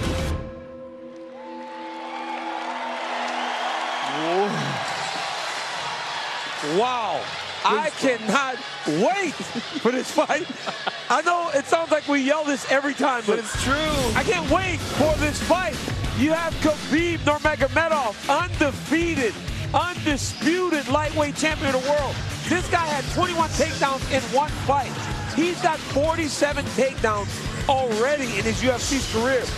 Khabib the Eagle Nurmagomedov does not want to win versus Conor McGregor. He wants to smash it. He wants to change his face. Not only does he want to beat him in the fight, he feels disrespected by the bus accident. He says they could have fought in Brooklyn in April.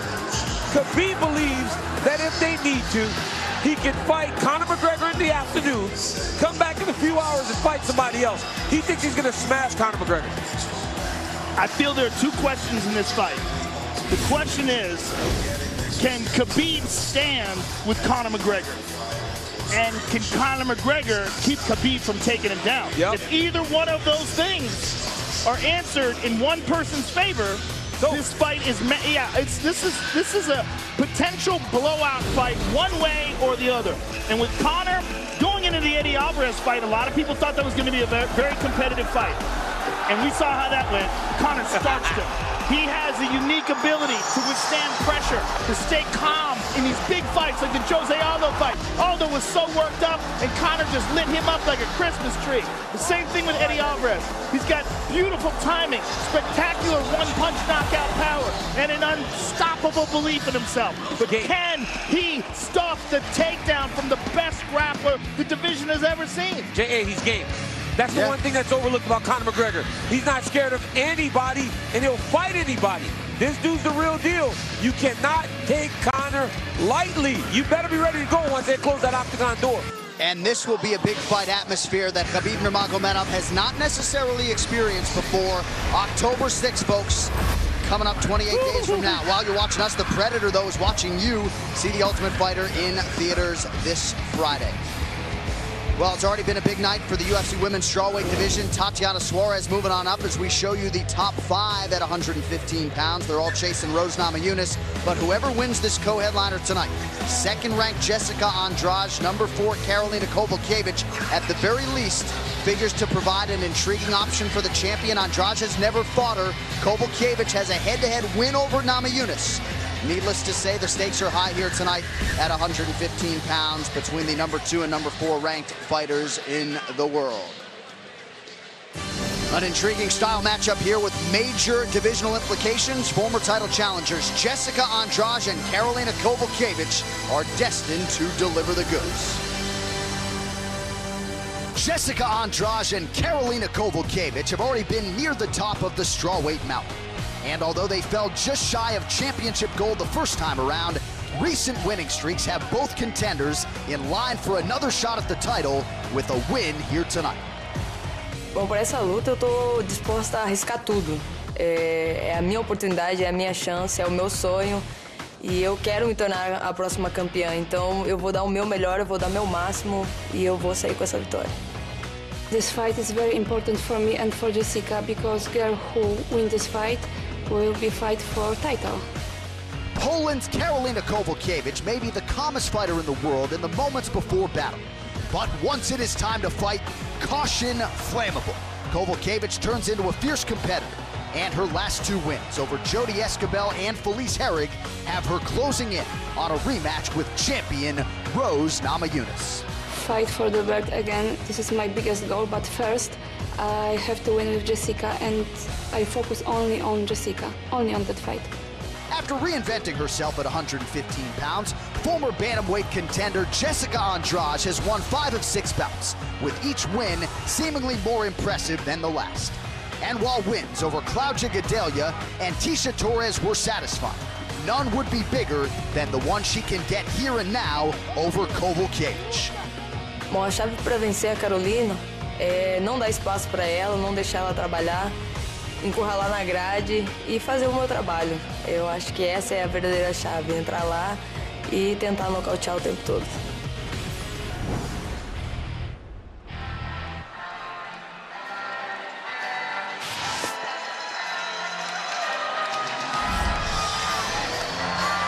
Well, this is Karolina Kowalkiewicz in a nutshell, sort of a docile demeanor, very emotional as she makes the walk. But this is a strong, tough fighter. She has acknowledged that this Andrade fight, Joe, is going to be the toughest of her career.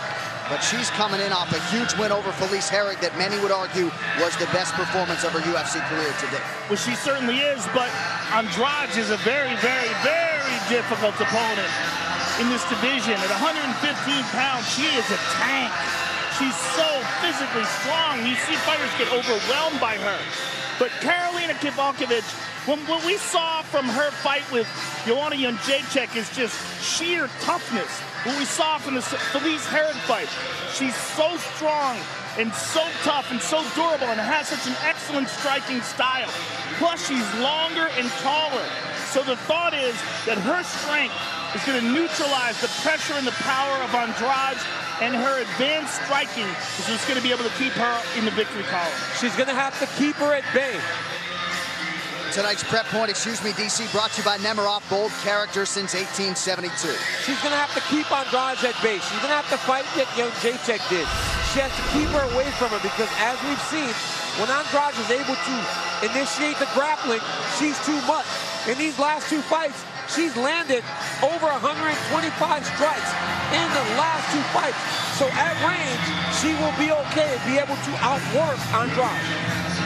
Yeah, the real question is, can Kowalkiewicz's physical strength keep Andrade off the ground? Now, we're going to find that out soon. Well, she's got the best takedown defense in strawweight history. Perhaps that will be useful here tonight against Jessica Andrade.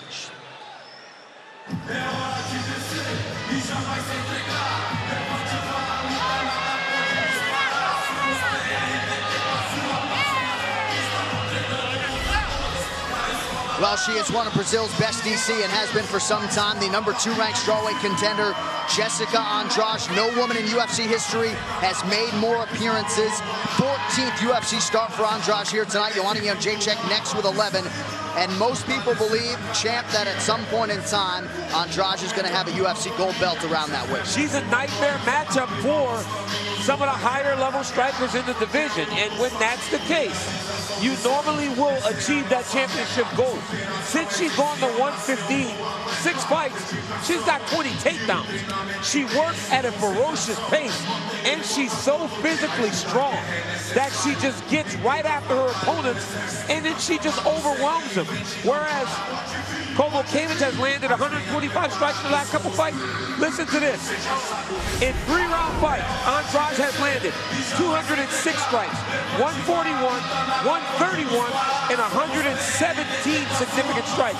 She is working at she's working at a NASCAR type of pace. She's not working at a guy driving on the highway kind of fast. She's driving on a crash course. She's unbelievable. The only woman in recent memory that's been able to slow her down has been former champion Joanna Jędrzejczyk, who won a decision over her for the title. Kovacevic and Joanna had a very close fight. That's what makes this interesting to me. All right, this Tail of the Tape brought to you by Modelo Especial, brewed with a fighting spirit since 1925. Jessica Andrade, 26 years old. She'll be 27 later this month. Kovacevic is 32. Carolina, the taller woman, by 1.5 inches. She will have a 2-inch reach advantage.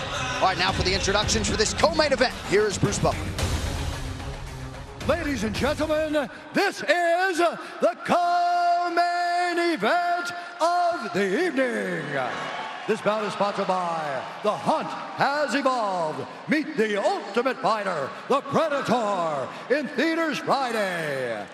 And now, this fight is 3 rounds in the UFC strawweight division. Introducing first, fighting out of the blue corner, a mixed martial artist holding a professional record, 13 wins, 2 losses. She stands 5 feet 3 inches tall, weighing in at 115 pounds. Fighting out of Łódź, Poland, presenting the #4 ranked strawweight contender in the world, Carolina Kovacevic.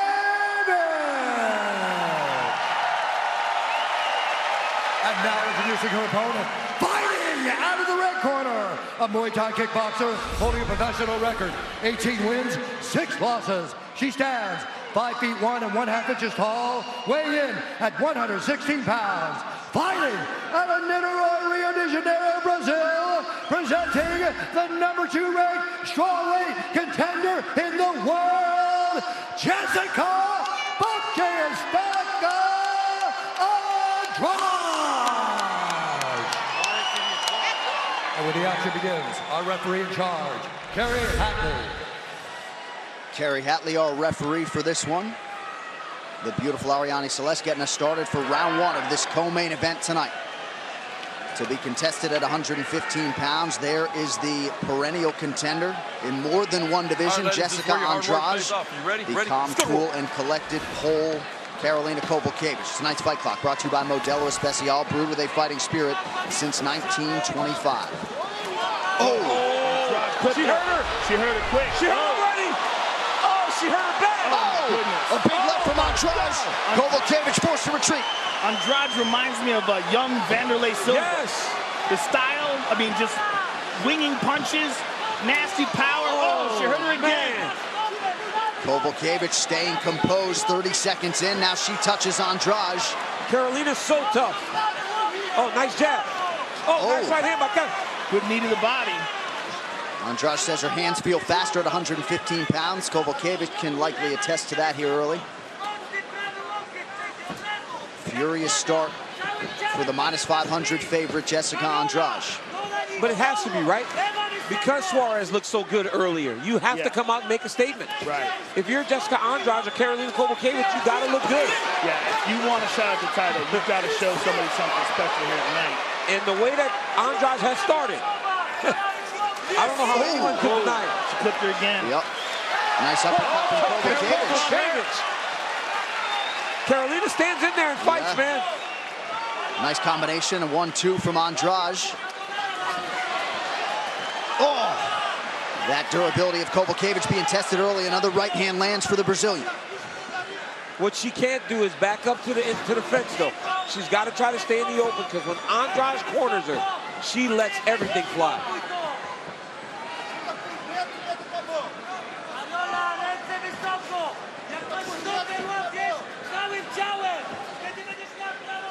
She needs more of this movement. Yep.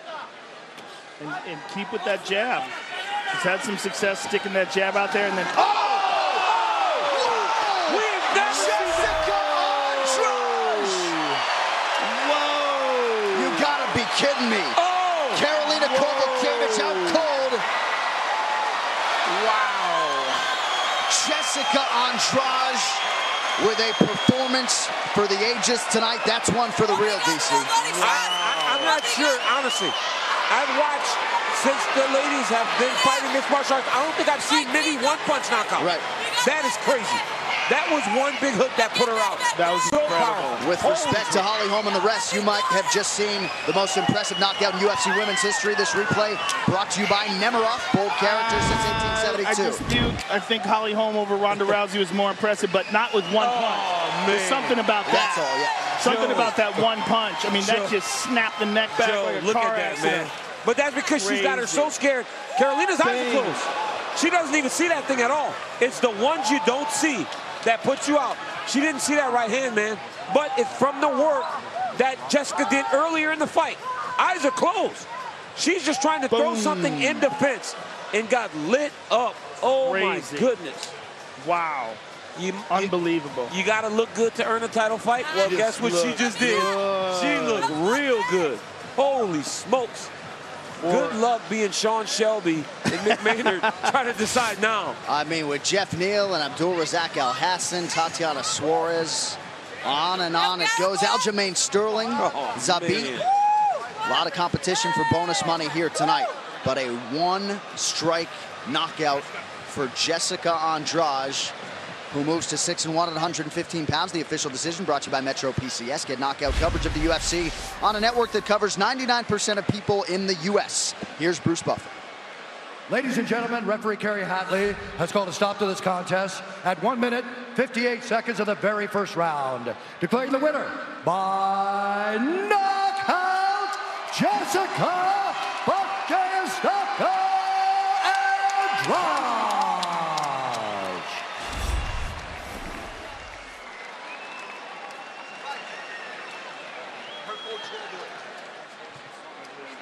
All right, I'm here with the winner, Jessica Andrade, and what a spectacular victory that was. A very rare one-punch knockout. It's so rare that you see that in the women's strawweight division, but you have that kind of power. Bom, mais uma vez eu conseguindo fazer história aqui no UFC, tudo graças ao meu mestre, o mestre Paraná, a todo o treinamento que ele faz comigo, a PRVT Girls, minha sogra, meu sogro, minha esposa. Muito obrigado. Sem vocês nada disso era possível. Ao Vasco, que tem me ajudado muito com a fisioterapia. Então, muito obrigado. Marquinhos, para quem está fazendo aniversário hoje, Jéssica Delboni, Carol Rosa. Não, aniversário. Mãe do Marquinhos, a Joara, todo mundo. Beijão, obrigado. So all of this is just proof of the work that my coach and my team have been doing. You know, today is the birthday of a few people in my gym. You know, all props to them. If I did this here today, it's because of all the work that they have been putting on together with me. Jessica, there are several fighters right now vying for a position for the #1 contender to get the next shot at the title. You just made a huge statement here tonight. Do you feel that this is enough to warrant a title shot? Eu quero muito esse cinturão. Dana, você tá aqui hoje. Faz isso acontecer, dia 29 de dezembro. Eu quero lutar pelo cinturão com a Carolina, com a Ana Mayunas. Me coloque, eu quero o cinturão. Vamos lutar, eu tô pronta. Eu sei que eu posso. Dana White doesn't understand, but he understands. You know, Dana, I'm ready. I'm here to prove that I'm better than I've ever been. You know, 29th December, there's a huge card with both Brazilians fighting for the belt. I want to be fighting for a belt there too. Woo! Congratulations on a spectacular performance. Jessica Andrade, ladies and gentlemen. Man, what an unbelievable performance by Jessica Andrade. When you had to come up big, right? When all the chips are on the table, she went out there and she cashed in. She went all in and made a statement. I mean, that right hand shut the lights off right away. Unreal that she did this at 115 pounds. Carolina Kowalkiewicz was out before she even hit the mat. What a performance. And this is the best division in women's MMA, and I think Rose Namajunas with a lot to think about after what happened tonight with Suarez and, of course, Andrade. Yeah, I mean, two terrifying opponents that just emerged. I mean, it's a really stacked division now. But, man, that was amazing. And the fact that she did it to Kowalkiewicz, that's what's impressive, because Kowalkiewicz is so tough. Oh, look at that. There is the UFC flyweight champion, Henry Cejudo, continuing to call out the bantamweight king, TJ Dillashaw. Kamala Usman in the building, as is the likely future champion at some point, Valentina Bullet Shevchenko. Well, you may have heard we are 4 weeks out, ladies and gentlemen. October 6th, must-see TV in every sense. Khabib Nurmagomedov, Conor McGregor under the lights. It is the hottest ticket in UFC history. Khabib his grappling, his striking, everything he does is world class. 26-0. The notorious Conor McGregor! Surprise, surprise, the king is back! The world will be watching. The hype behind this contest is insane. I cannot wait to see it. The most epic fight in the history of the UFC. Look at this, ladies and gentlemen. That is a card. Khabib Nurmagomedov versus Conor McGregor, the biggest, most anticipated fight in the history of the sport. Tony Ferguson comes back against Anthony Pettis, who looked like the Anthony Pettis of old against Michael Chiesa. Yeah. Abandoned all the wrestling and said, listen, man, I'm just going to be a badass striker, and then when dudes take me down, I'm going to submit them, and that's exactly what he did. Those two fights alone are absolutely sensational. I'm so looking forward to that. And the prelim lineup on FS1, the Sugar Show returns Sean O'Malley against Jose Quinones. Sergio Pettis fighting on the same card as his brother Anthony Showtime Pettis against perennial threat Jussier Formiga. One bout to be determined. We will also have a women's bantamweight showcase between Aspen Ladd and Tanya Evinger, October 6th. Shaping up as one of the biggest nights in mixed martial arts history. Join us in Las Vegas. Anybody who knows anything about fighting recognizes the ultimate badass, the Predator. They're large, they're fast, and ripping out your spine is the idea of a vacation. Check out this special look of the Predator in theaters everywhere this Friday.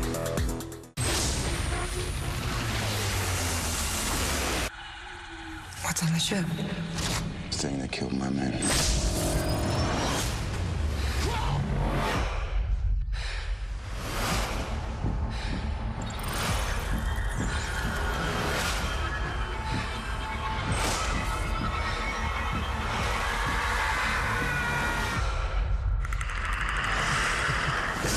The Predator, Friday.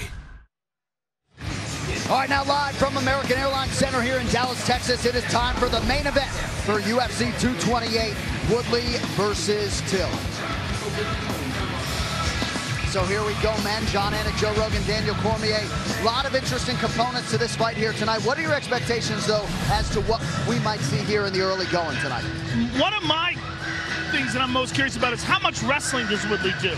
Because he's a great wrestler, but we rarely see it in his fights, particularly his last few fights. He uses it a little bit to keep Damian Maia off of him, but in the both Wonder Boy fights, all we saw was his striking. Right. I want to see his wrestling. I want to see him mix things up. I want to see level changes and takedown attempts. I believe if Tyron Woodley mixes everything up, there aren't many people that can go with him. I mean, he's won and defended his belt on multiple occasions without even using what was his best skill. If he fights a one-dimensional fight against Darren Till, he could find himself in some trouble. But that's my key too, Joe. How much effort is Tyron going to put into wrestling tonight to make this fight easy for himself? This is a massive opportunity for Tyron to make a statement and a massive opportunity for Darren Till to become an MMA superstar. Right. And there's also a question of how good is Darren Till? We saw how good he looked against Cowboy. He stopped Cowboy, but Cowboy might have taken him lightly and didn't even watch tape on him. Then we saw how good he was against Wonder Boy, but it's a very close fight. Tyron Woodley's a totally different kind of fighter, and Tyron Woodley possesses real dangerous one-punch knockout power. We saw it against Robbie Lawler. We saw it against Josh Koscheck. Right. We see it against many fighters in his career. There's a lot of unknowns, but we're so lucky we're about to see it. Well, one known is that Darren Till's rise to prominence has been nothing short of spectacular. Tonight, though, he draws one of the greatest UFC welterweight champions of all time. Tyron Woodley looking to leave Dallas the way he came in as the undisputed welterweight king. I'm not scared of anyone. From the minute I started mixed martial arts, I knew I was going to be the best fighter in the world. The rise has been a lot faster than people expected, and even myself, I have just ran through everyone. Oh, look at that! Beautiful work! Cowboys turned away from his opponent. Mark Goddard's taking a look. What a stoppage!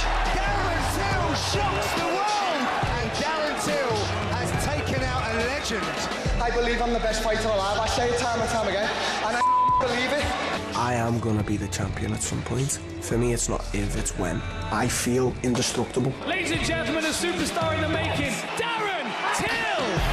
I'm a light heavyweight fighting in the welterweight division. Look how powerful I am. Dick man, he is eating. He's out. He's out.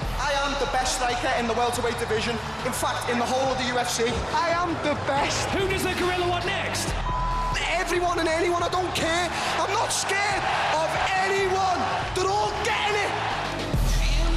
People are going to eventually start getting it, that I'm not letting these young kids come up and make their name off me. This is my throne. Tyron Woodley! It's going to be very difficult for any of these welterweights to beat me. I'll be undeniably one of the best welterweights, if not the best welterweight that ever graced the octagon, and that's my goal. This belt ain't going anywhere until I get done fighting. Oh, he tagged him! Big shot! It is all over!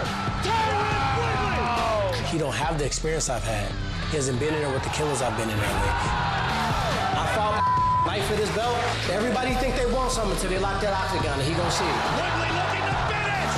It is all over! So whatever you want when you're not facing me, but when you're in my presence, you know that there's a presence and there's an energy to be reckoned with. I'm coming to completely destroy this man. He's not gonna outstrike me. He's not gonna out-wrestle me. He's not gonna out-grind me. I'm gonna just let him talk the talk.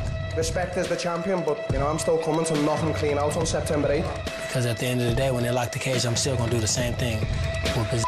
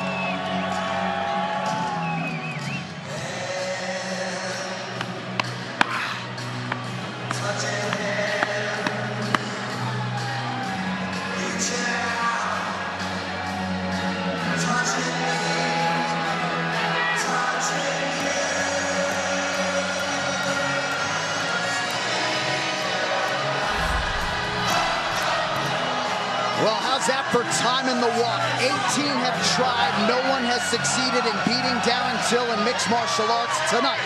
This Muay Thai master, this infectious talent, is favored, albeit slightly, to become the UFC welterweight champion of the world. It really is crazy that he's favored. When you think about the fact that he's only 25 years old, his two victories that are really important are a very, very close decision over Wonder Boy and a knockout victory over a man who really should be fighting at 155 pounds. But it's what he's able to do when he's in there, the way he knocked out Cowboy, what you see from him in training, the way he talks. There's the cult of personality about this young man. There's something about him. He's magnetic and he's scary. He's a very scary welterweight, and he's huge. Very difficult cut to make 170, and he's likely to be close to 200 pounds right now. He got big overnight. He got big overnight, J.A. and Joe. Well, and he said to anyone within earshot that his future is in the UFC's middleweight division, but he understands there's unfinished business here, not just to become the champion, but to try to defend the title. Tonight's Prep Point brought to you by Nemiroff, bold character since 1872. But for Darren Till, 17-0-1, 7th UFC appearance here tonight, and really show people what he could do against one of the better strikers in UFC history, Stephen Thompson. It was a tactical fight over 25 minutes, and that set the stage for this championship opportunity. Yeah, it was a point fight, and he out-point fighted a guy that won 70 kickboxing fights. But what I can't believe is, this kid's a star. You hear this whole arena singing this song? He picked the perfect song to walk out to. People love Darren Till.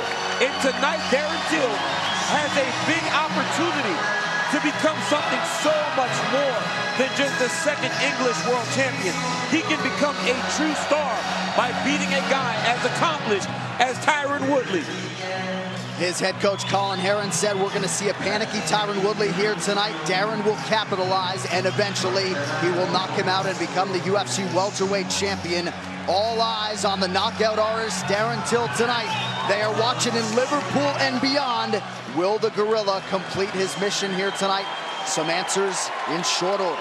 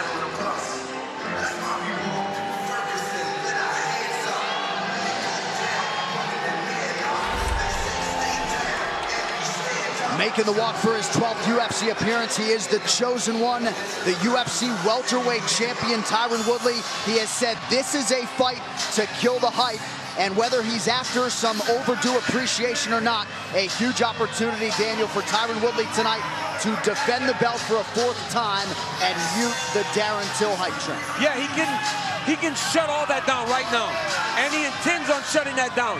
This young man feels he's always underappreciated for who he is, the professional, the champion, the guy that's been around forever. And you saw it in his demeanor this week. He's been angry. He's been upset. He wants to go out there and put a beating on Darren Till. This guy is one of the greatest welterweight champs of all time. And I'm trying to do his walkout, but Mama Woodley's right behind me dancing. The whole family's getting down. I want to dance. I want to move. Can I move, Joe Rogan? You can move, Daniel Cormier. You can move. What Tyron Woodley is without a doubt, as of right now, one of the greatest welterweights of all time. And I think one of the reasons why he's underappreciated is because of the quality of his opponents, particularly Wonderboy Thompson and Damian Maia, 2 guys that are incredibly difficult to look good against. If you want to beat Wonderboy, you kind of got to fight a boring fight. Right. And he did, and he won twice, and he hurt Wonderboy. And it was essentially a kickboxing fight. He was the one landing the vicious blows, and he was the one that had the fight very close to stop. In the Damian Maia fight, tore his labrum in the very first round, but shut down Damian Maia, did what he could, and did what he had to do to keep his title. Since then, got shoulder surgery, 100% recovered. Now he sees all this hype about this young upstart, and he's hungry to shut this man down and shut the lights out on another young contender. T. Woods got the best striking defense on paper among active welterweights. He's talked a lot leading up to this one about being a bully, chain wrestling, wrist control, things like that. Woodley was as exciting as any contender. You're right, some of the matchups haven't resulted in the most exciting title fights, but Woodley is hell-bent on making a statement here tonight. He should have a willing opponent.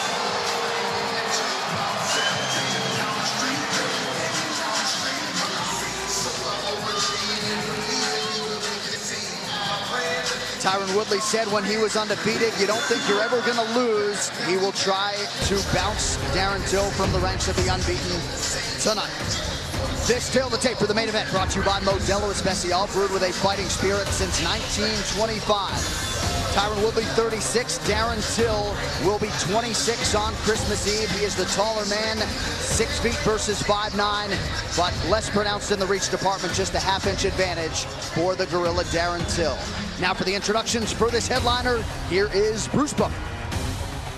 Ladies and gentlemen, this is the main event of the evening.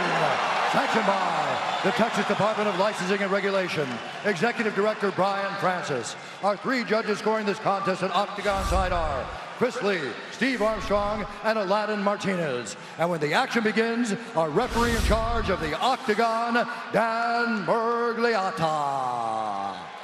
This championship bout is sponsored by Metro PCS.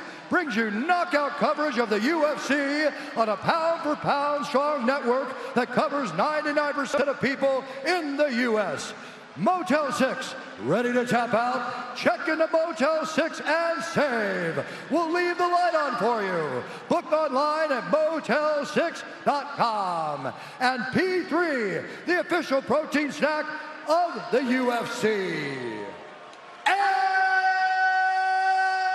now, for those in attendance and UFC fans watching around the world, this is the moment you've all been waiting for. Live from American Airlines Center in Dallas, Texas.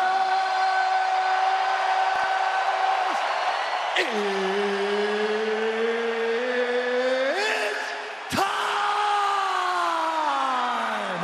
5 rounds for the undisputed UFC welterweight championship of the world. Introducing first, fighting out of the blue corner, a Muay Thai kickboxer holding an undefeated professional record. 17 wins, no losses, 1 draw. He stands 6 feet tall, weighing in at 169 pounds. Fighting out of Liverpool, England, presenting the #2 ranked welterweight contender in the world, the challenger, Darren the Gorilla Till.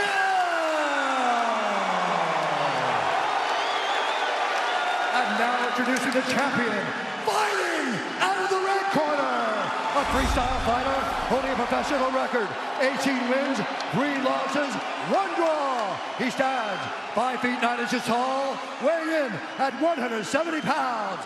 Fighting out of St. Louis, Missouri, presenting the reigning, defending, undisputed UFC welterweight champion of the world, Tyron, the chosen one, Woodley.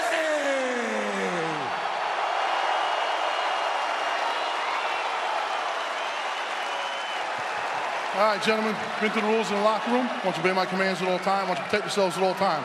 If you want to touch gloves, do it now. Best of luck, both of you.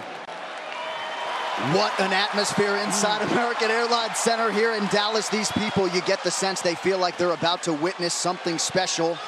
And will it be the night that Darren Till realizes UFC gold at just 25 years old? Tyron Woodley looking to prevent that from happening. Tonight's Fight Clock is brought to you by Modelo Especial, brewed with a fighting spirit since 1925. Darren Till is in gray, Tyron Woodley in the black and gold, befitting a champion. Early flurry from the chosen one. Tyron connected. Oh, nice. Tyron's starting much more aggressive than he normally does. And now he's into that clinch to try to get the takedown. This is a big moment. He needs to secure this takedown right now to show Darren Till that he's going to be wrestling. Got double underhooks here. Tried the trip, never needed the body. But just the fact that he's able to secure the clinch so quickly. USA chants. Uh-oh. Trying to tie that leg up. That's beautiful. T. Wood needs to do that if he's going to try to get a takedown. He's got to step around and use it to create an angle around Darren Till. But the length of Darren Till right now is giving him problems. Oh. He can't change the position. That was kind of quick. I don't like that. I don't like that at all. Well, and if that's going to be the way this one's officiated, not good for Tyron Woodley. Was not given a lot of time to work there up against the fence. Yeah. Had the body lock, right? I mean, yeah, I mean, he did, and that's not as easy to achieve. But it showed that Till's able to stop that takedown. I mean, Tyron wanted to grab him, drag him to the ground. He got a hold of him and couldn't do anything with him. You got to remember that although Till doesn't have a grappling background, he has a Muay Thai background. And Muay Thai has a lot of grappling, particularly from the clinch. It's a huge factor. It's not just kickboxing. Till had defended 15 of 18 takedowns of the UFC coming in. Looked like he got partially touched by that Woodley left hand there. It seems like Tyron's trying to set a trap for him by backing up to the fence. That explosion like he did against Jay Heron and like he did against Josh Koscheck, where guys get a little bit overzealous and then he counters with that pullback right hand. But this right here, as this fight gets longer, Woodley cannot be back against the fence against a big guy like Darren Till. As many expected, Till exercising some patience here early, has yet to land a significant strike, has only thrown a few. Well, it's interesting that they have the same reach, and I would not have expected that. When you look at the two of them, Till looks much bigger, much longer. But on paper, Tyron Woodley has the exact same reach as him. Till's gonna have to get active soon, because right now, just based on output, Tyron's winning this round. Till's got to get going. A moment ago, Dan Murgliata did warn Darren Till to make sure to keep those fingers pointed upright. Till acknowledged the warning. Just over 2 minutes to go here in round one of a possible fight. Tyron sticks and moves. Till's being very patient, which is very unusual for a 25-year-old man. But he's a very, very patient fighter. He's wise and experienced beyond his years, and that's one of the reasons why people are so excited about him. He showed that in the Wonder Boy fight. I mean, to be able to stand there and take pictures, that's what we call it. You know those types of fights, you're just taking pictures. He took pictures of Wonder Boy. He stood in front of him and he was okay with it. Another good sign there for Darren Till. Pretty good entry from Woodley. He's got to do something offensively, though. I mean, he's thrown 2 strikes in the whole first round. One key, though, is when Tyron went to the high crotch there and he came up to the clinch, Till immediately moved himself back to the side of the fence. So maybe his takedown defense has been against the side of the octagon this whole training camp, because he didn't try to defend in the middle. He went to the side of the octagon. And Dan Miragliotta's warning him again. And, you know, I'm not exactly sure what he wants. I mean, this is a difficult thing to do. To take a guy down up against the cage requires time, and you got to soften him up and work him over. Maybe as long as he just keeps moving and throwing knees to the thigh. Oh, look at this. Till turns him around. Tyron's trying to step around that leg. He should go inside out trip.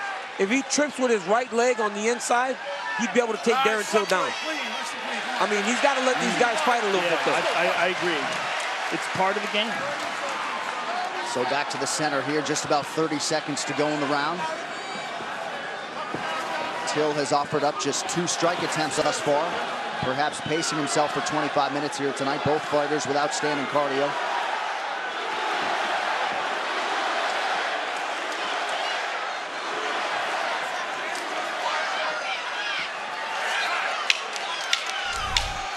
Till's very aware of that pullback right hand Tyron does. His hands go right up to his head every time. Till goes high with the kick, nothing doing. 5 minutes in the books. An uneventful round, but you've got to give it to the champ. Tonight's Corner Cam brought to you by Body Armor. Make the switch to Body Armor, the official sports drink of UFC. Try their new UFC flavor Octagon Orange, exclusively available at 7-Eleven. Okay, you can feel him. He's twitching already, isn't he? He's already not liking it. He's got no control. He's doing a little bit more than you, so he might have robbed the round. But he was doing too much switching already, so it's right what we planned. Okay, just be careful now. He's faking a lot of body and he wants to come over with it, maybe, so he's going to try and switch it about, okay? Nice. Again, touch, yoke the second combination. Okay? When he kicks, remember 1-1-2 back. Coach. Keep your activity level high. He's concerned with everything that you're doing. Every time you feint, he reacts to it. So come up high. Come up high and go back down low with a good shot, okay? But he's reacting to everything that you do, so you got to keep doing it. Well done. You're looking good. Keep him nervous, Tyron. Vanessa Hansen getting us started for round 2. Joe, any major takeaways from the corners? Colin Heron for Till, and of course Dean Thomas, Duke Rufus on the other side. Well, I like what they're saying about having Tyron more output, keep him moving, keep him guessing. I just like to see more from Darren Till. I think he's had the chance to feel him out. I'd like to see him become more aggressive. We talk a lot about Woodley and how... Oh, he's knocked out for Woodley! Till covering up! Tyron Woodley, big elbows now! Till's trying to pull him into the guard. Oh! Tyron Woodley's landing bombs! Oh, big elbow! Huge elbow from Woodley! He's done, he's done! No, he's still in! Till's got to grab an underhook or something, though. Right now, he's just getting beat up. He's getting smashed! He's done! Till's done! Oh, he's trying to pull him in tight. Oh, big elbow by Tyron. He's got him cut now. Big cut for Darren Till. Huge cut on the forehead. Tyron needs and another elbow from the top. Tyron's got to be careful here not to empty the gas tank. Right. Oh, that was a big one there. That one got the referee's attention too. But as long as Till's moving, they'll give him a chance. As long as he's moving, they'll give him a chance. And Till's got to figure out a way to pull him in close. Yeah, it's either pull him in close or tie up these arms. He's got to do something to keep these bombs from landing on his chin. Looks like he's recovered a little bit. He's trying to go into the leg, but he might get his guard passed. He's in big trouble still. Still plenty of time, 3.5 minutes to go in the round. Woodley biding his time a little bit here. Oh, another clean shot by Tyron. Every time he gets Till's turned sideways, he can find his shot. He's doing a good job of slowing down and not wasting energy here. An extended breather here from Woodley, just over 3 minutes in the round. Till controlling posture. Tyron easily just stepped over in the half guard now. And as he's holding him in position, he's beating him up here. That cut is pretty nasty. He's slicing across with his elbows now. Let's see if he passes his guard, slides that right leg through.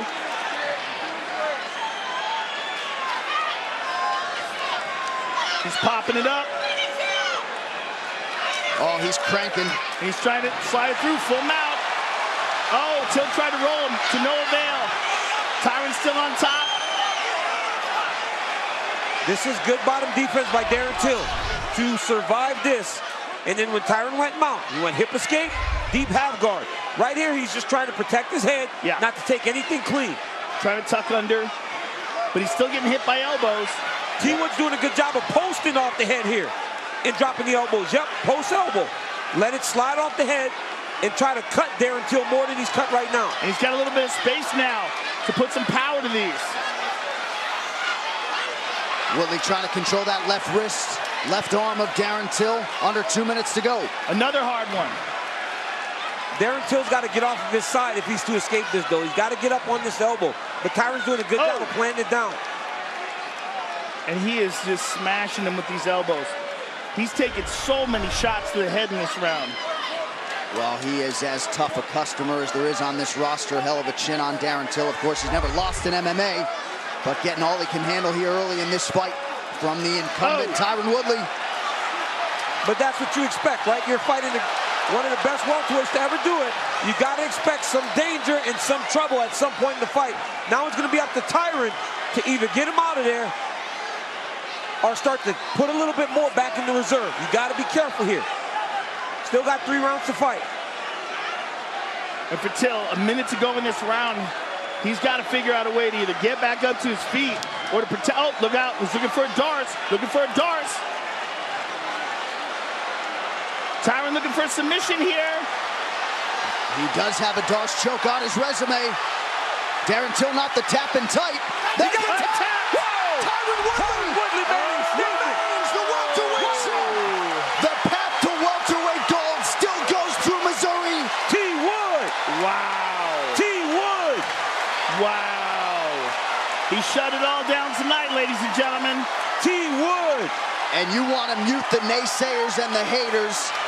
He just handed Darren Till his first loss in MMA and finished him no less in round 2. I'm trying to remember the last time Tyron submitted somebody. If ever in the UFC, I don't think he's got a submission in the UFC. He just got his black belt. He just got his black belt. He just got his black belt. He just got his black belt. What a night for Tyron Woodley. Wow. He submitted Rudy Bears back in 2009 under the Strikeforce banner, I believe. Nod to the truck for that one. So Tyron Woodley, the newly minted Brazilian Jiu-Jitsu black belt, and he has now 4 times successfully defended this belt in one of the UFC's most difficult divisions. Of course, on the other side, a very gracious gorilla Darren Till coming over to acknowledge Tyron Woodley. Till just unable to get on track, got knocked down, and Woodley closed the show. We'll look back at it here. This replay brought to you by Nemiroff. Bold character since 1872. Right here, pull back right hand, pull back right hand. Boom. He's been looking for it the whole time. time. Right in the jaw, dropped him, swarmed on him. I mean, props to Till for surviving that barrage because he got beat up and took some ferocious shots. But ultimately, Tyron Woodley figured out a way to finish him. And he figured out a way where Darren Till was trying to protect himself with that underhook, which led to the darts. See, he's got that underhook on that right side, on Till's right side, and Tyron slid that arm through, cinched it up on his bicep, and just flattened it out. And that is a nasty darts choke there, ladies and gentlemen. Look how tight that is. I mean, he is squeezing him in there. It's like Till never noticed what was happening, right? Yep. He never recognized that Tyron was starting the submission. He stayed comfortable in that deep half guard. At a point, you have to recognize, this is danger. I should change something. A lot of big nights in the career for Tyron Woodley, but you got to think this is the sweetest, the official decision. is brought to you by Metro PCS. Get knockout coverage of the UFC on a network that covers 99% of people in the U.S. One final time tonight. Here's Bruce Buffer. Ladies and gentlemen, referee Dan Murgliata has called a stop to this contest at 4 minutes, 19 seconds of round number 2. Declaring the winner by submission due to a Darce choke, and still the undisputed UFC welterweight champion of the world, Tyron, the chosen one, Woodley. Ladies and gentlemen, I'm here with the winner and still champ, Tyron Woodley. Now you got your black belt in Brazilian Jiu-Jitsu as well, and the first submission victory in the UFC. And how sweet is this victory? Coming in here against a young, undefeated challenger who odds makers had you an underdog against. You know, you don't fight fights by the odds. First off, I want to thank God for causing me to triumph no matter what. There's a lot of people that are hating against me, but there's more people that are with me. So I want to thank my coaches, everybody that put this together. My son's birthday's today. Happy birthday, Darren. Shout out to the homie Wiz Khalifa's birthday today as well. Tyron, coming into this fight, you were undoubtedly one of the greatest welterweights of all time. You cemented that here tonight. And let's take a look at how you did it. Look at this beautiful right hand that you caught him with and dropped him. I mean, this is picture-perfect Tyron Woodley right here. Pull back, crack, dropped him. Were you surprised he was able to survive the ground and pound? No, he's a tough kid. You know, I talked to my coach in the back. He said, Tyron, if you put him in a choke, he's probably not going to tap. If you put him in an armbar, he's probably not going to tap. You got to be ready to go all the way in. He's a long-range opponent. Me trying to punch him as he's backing up is very difficult. He counters extremely well with a straight left. I had to let him come in. I had to punch with him and weave in the punches. And I just took my time. On top, I landed some big shots. I saw he wasn't going away easy. I took my time and looked for the finish. Now, when he was going in with that underhook and you were going to secure the Darce, did you think he recognized what you were doing? Because a lot of people don't realize you have submission skills. Yeah, he didn't recognize because I saw him kept letting me slip my hand in there. And once he did that, I just put his top of his head on my stomach. And at that point, I knew I was going to hit it. How sweet is this victory? Man, it feels pretty awesome. You know, I don't believe in ring rust. When I won a world title, it was 18 months away. It's been over 14 months away this time. I'm a student of the game. I say training. I say mentally sharp. God glory. Congratulations. And what do you feel is next for you? Do you feel you will stay in the welterweight division? I know you've talked about possibly moving up to 185 pounds. Do you see any big challenges out there that excite you? Yeah, I see a huge challenge. Big announcement, guys. My single, I'll Beat Your Ass, is coming out next week, featuring Wiz Khalifa. Make sure you check it out on all platforms. Who do you think of when you think of a next challenge? You know, it's kind of tough to say because anytime I say I want to fight a certain person, it doesn't get the response I want. So what I'm going to do is just continue to fight. Whoever they put in front of me, I'm going to beat them up. I'm the best welterweight of all times. Congratulations, sir. Tyron Woodley, ladies and gentlemen. All right, I'm here with Darren Till. Darren, this is your first loss inside the octagon, your first shot at the title. What went wrong here tonight? Tyron was the better man. Shit happens.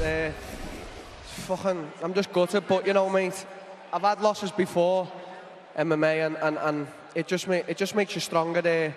There's no excuses, mate. Tyron was the better man tonight, and make no mistake, I will come back stronger, and I will still solidify as being one of the best ever. The goal doesn't change, but fuck it, mate. It really, really hurts. It does hurt, especially the way I went out. So, you know, it is what it is, mate. Let Tyron have his night, and well done to him.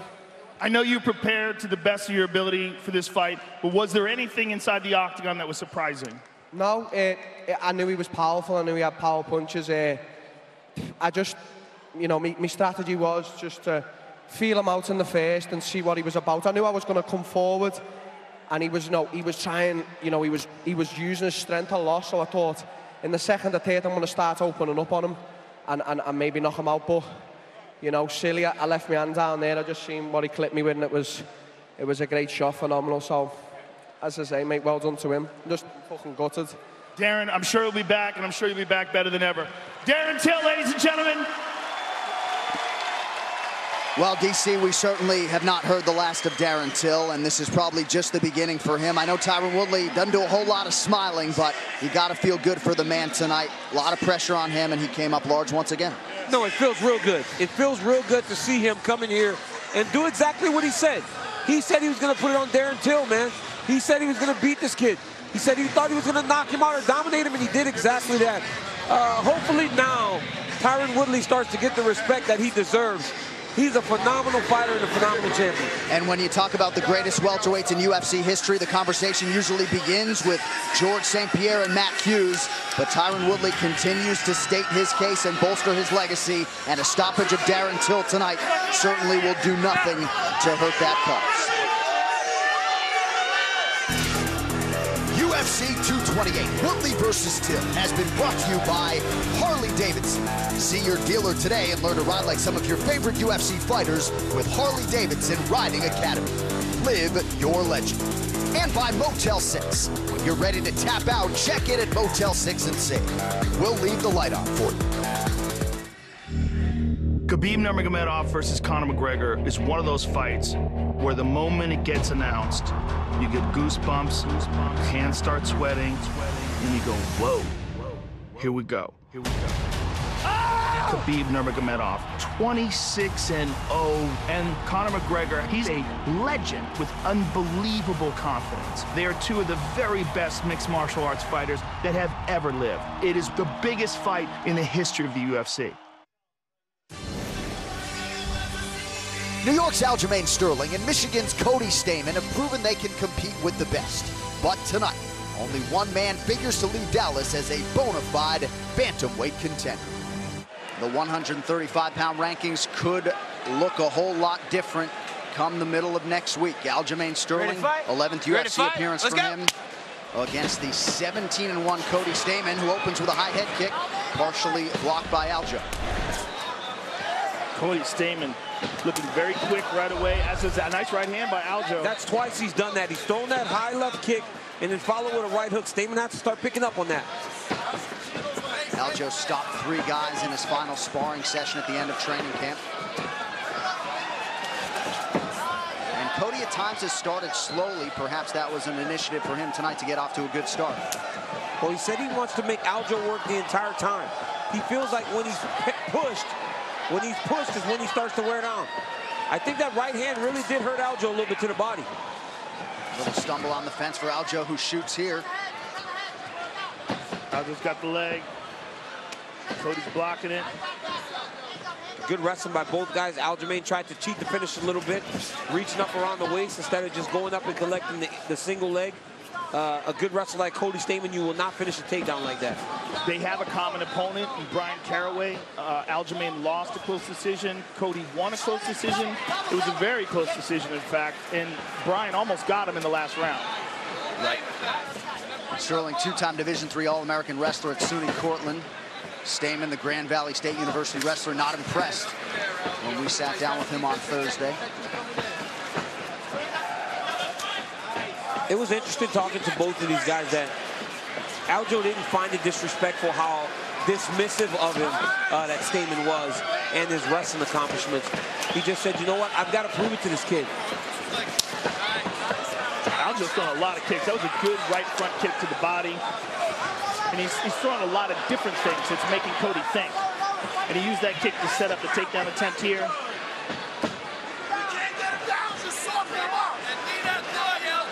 Old school foot stomps.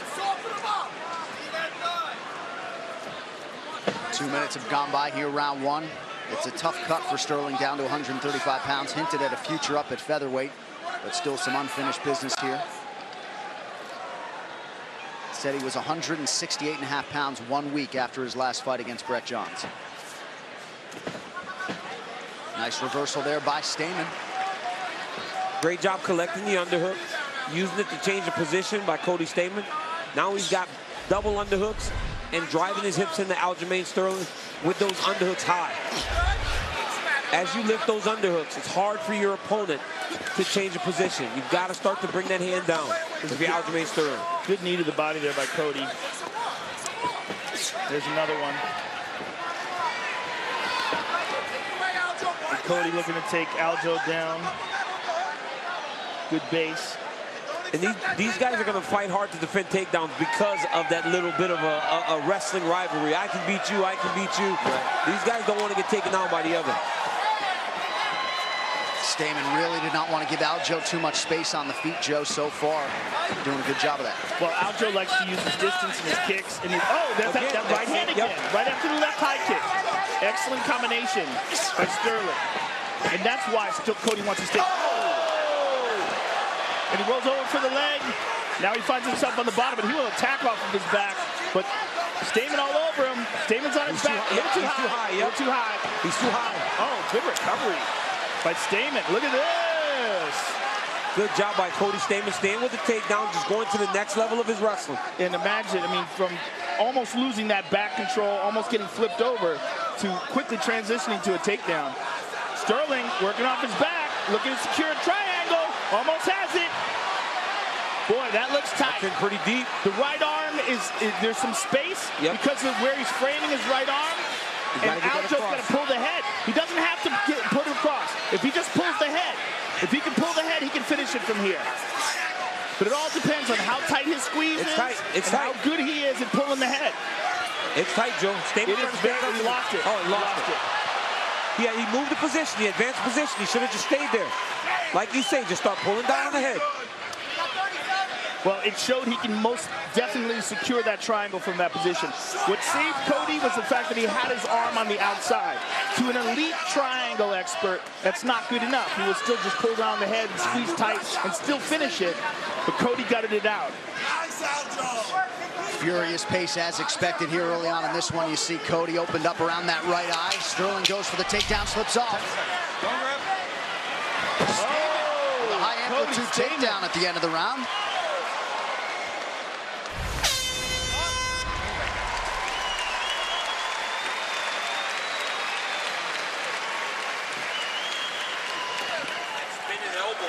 Sit down. Bad. Look at that. That's been an elbow. Just one of us. Yeah. Oh, yeah.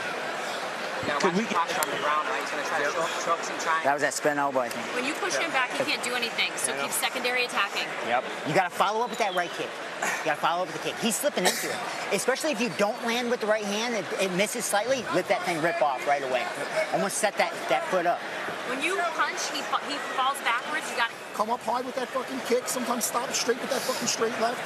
Okay? That's it. He's coming straight left, straight kick. Same side, same kick with this guy. Breathe. Breathe. And if he kicks, Aljo, I want those fast counters. Breathe. Come on, looking good, Aljo. Same thing. Just breathe, buddy. Looking good.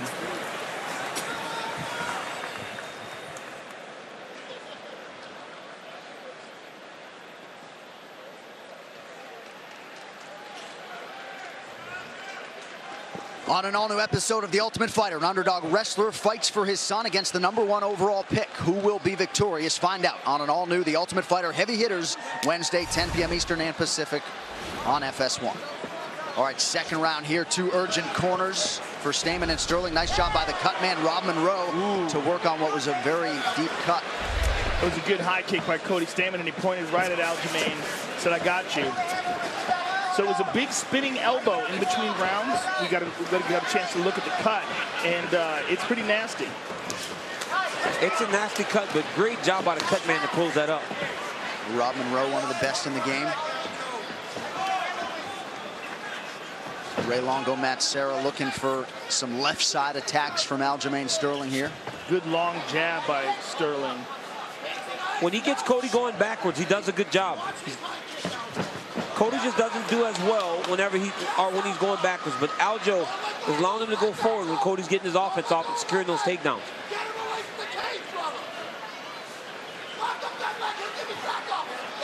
Aljamain's got his back here. He's a real high-level grappler, too. So when he gets you down, you generally don't get up, and there's a big threat of submissions from Aljamain Sterling. He let him up here. Cody's back up to his feet. Good knees to the thigh. Yep. Cody needs to go straight wrestling stand up here. Two hands on the lock. Push it down and get your elbow back inside. Once you get your elbow back inside, you can start the reverse position. Oh, there you go. Look at that. Cody Stamann turns it around. Right into a takedown. Right in front of us here. All right, let's listen in. Ray Longo, Matt Serra in the corner of Aljamain Sterling. Nice. Fight those hands, Aljo. Fight them. That's it, Aljo.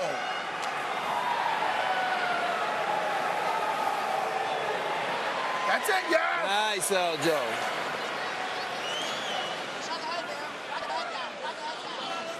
Two minutes gone by here in round two. Sterling needs to isolate that lock on the hip. It's hard when it's right in the middle. You got to put it on the hip so you can use your hip and your hands to break free. Very good knee to the body there by Sterling. Nice duck under there by Aljamain. Oh, great roll by Granby. Sterling stays on top here. But this is exactly the kind of tightly contested fight that we thought it was going to be when we heard about this match. Look at that. Beautiful mount.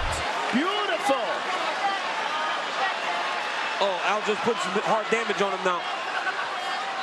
And if you're Cody Stamann, pick your poison here. Maybe he'll give up the back. He's got his wrist under.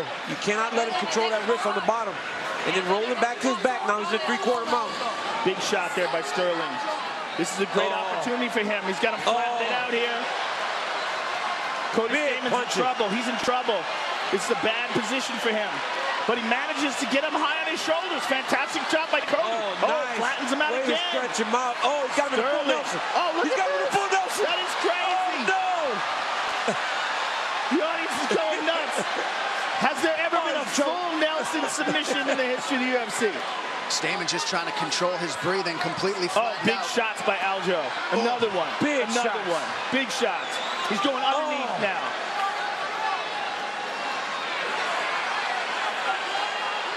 Oh, he's reaching under for the leg. He's going to get a leg back on. Yep, he's got to sit him backwards. He tapped. He tapped. That's it. Aljamain Sterling. He got him with the leg lock. Wow. And Cody's leg is destroyed. Look at him here. His knee is blown out. His knee went. Stamann trying to extend the leg, but Aljamain Sterling, the funk master, at his best tonight as he gets the better of the grudge match with Cody Stamann tonight. Yeah, but and Kevin McDonald right on top of it. That's a rare leg lock you see from that position, where he reached back, knew he was holding on to the back mount position, reached back, got a hold of that left leg, and just destroyed that knee. And Cody's still on a stool here. All right, let's get to the move of the fight, sponsored by Metro PCS. Get knockout coverage of the UFC on a network that covers 99% of people in the U.S. Once Aljamain Sterling got that back mount, we saw some vicious ground and pound from him. On the sides, going under the arms. Now look at this.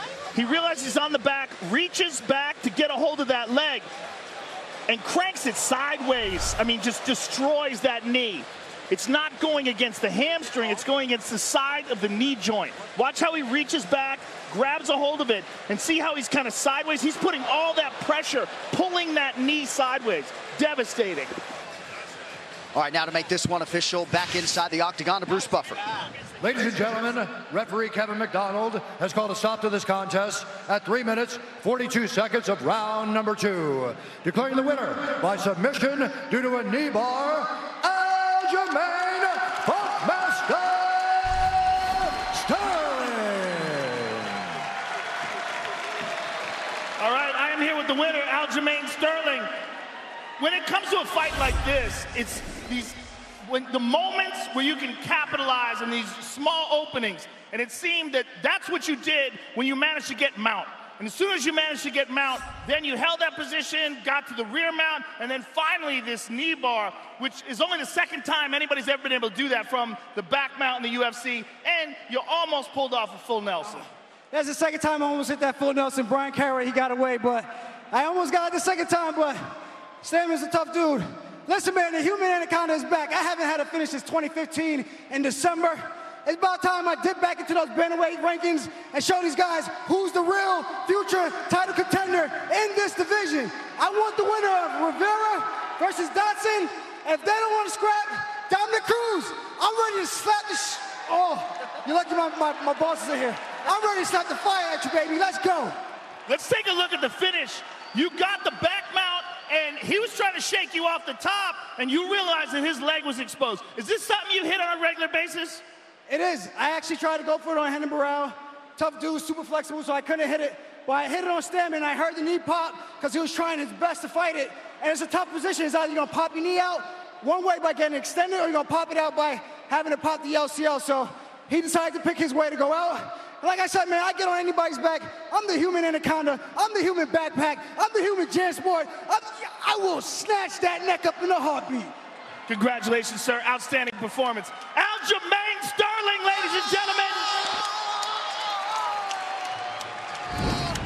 Yep, big night for the human anaconda. The unauthorized reproduction or distribution of this copyright work is illegal and punishable under law. So UFC 228, Woodley versus Till is done. John Anik, Joe Rogan, Daniel Cormier. So let us start with the chosen one, repping the 314. Tyron Woodley. Dean Thomas had said in training he's never looked this good. And we talk a lot about Till at 25, taking his game to the next level.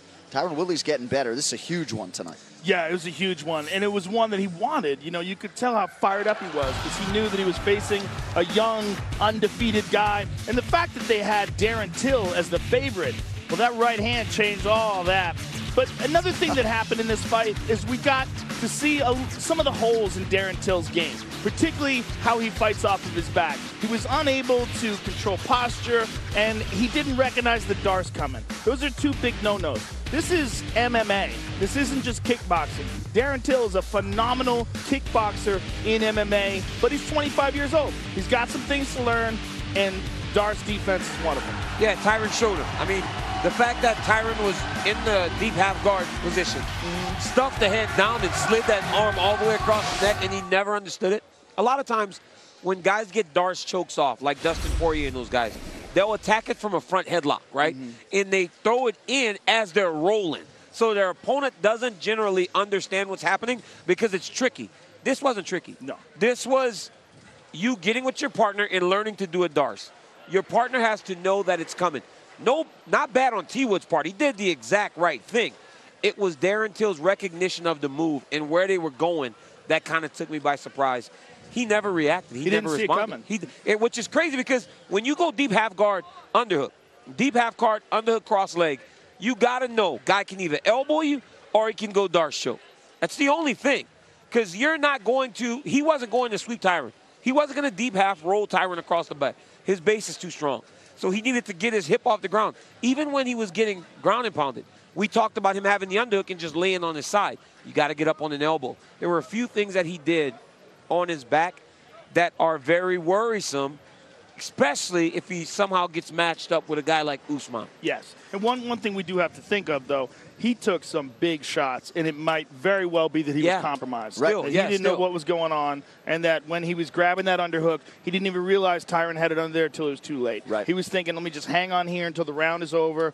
He only had a few seconds left. Yep. I mean, how many seconds left was it? Yeah, no, it was late in the round. Exactly, yeah. Less than a minute. So he probably thought he was going to hang in there, but Tyron cinched it in. And, you know, first submission victory ever for him in the UFC. Amazing.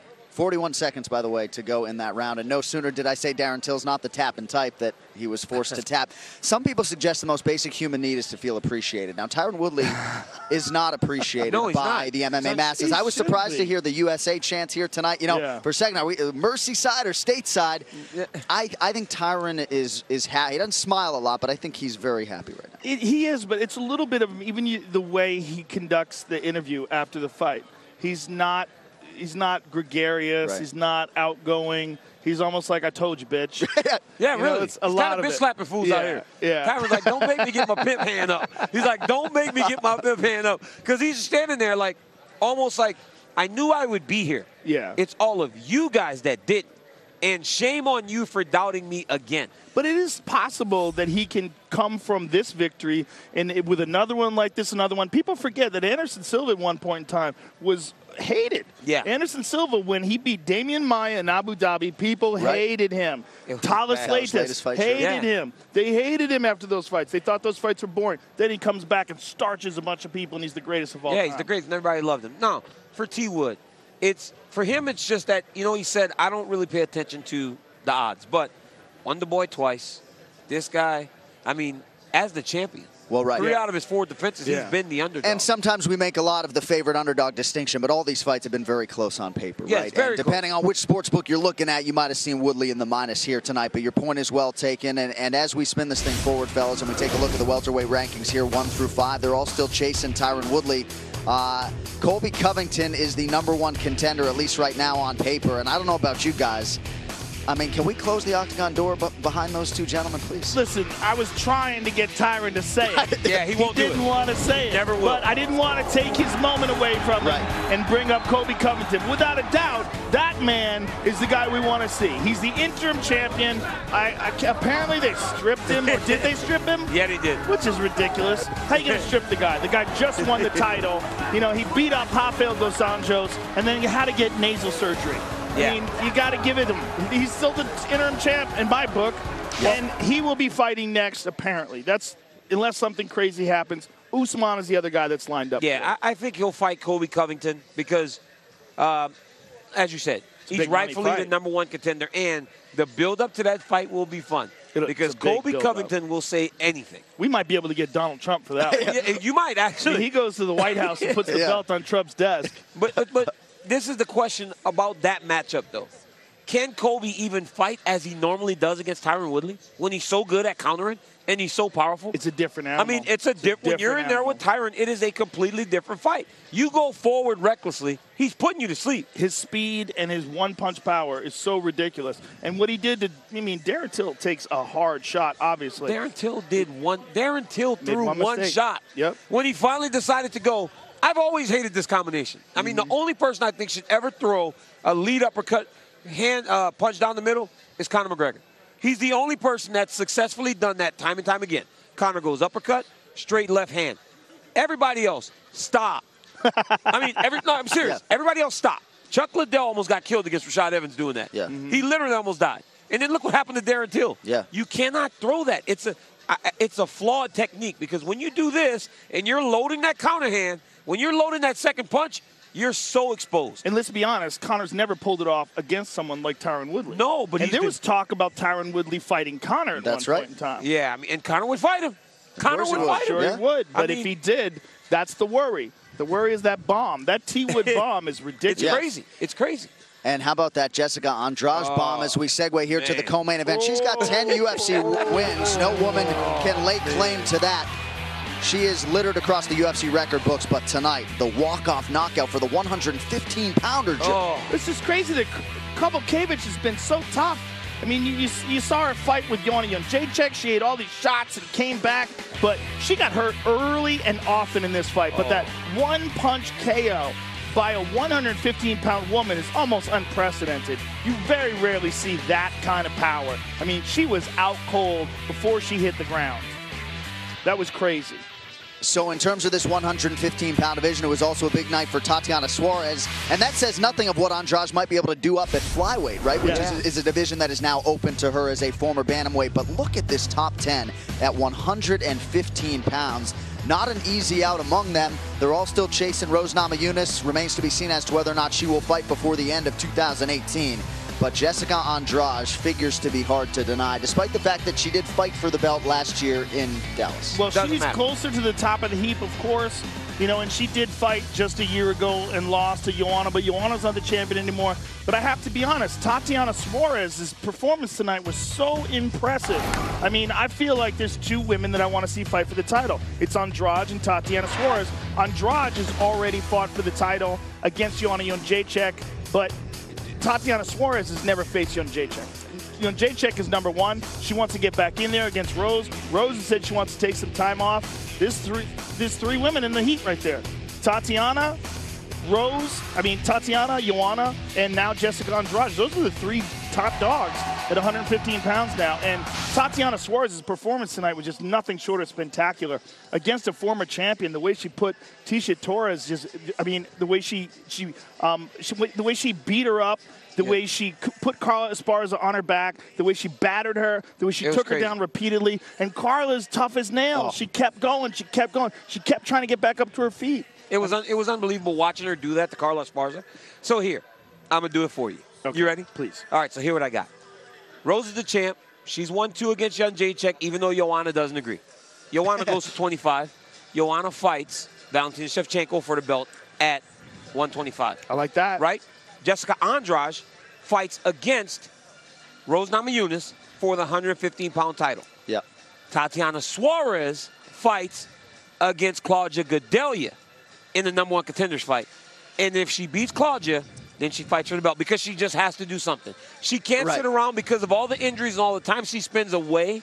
If she stays active and wins one more fight, I can't look at the rankings. Can you guys put those back up on this on the screen? Look at you calling the shots. I can't look at the rankings and see anyone else that I would like to see her fight outside of Claudia because she might demolish Claudia.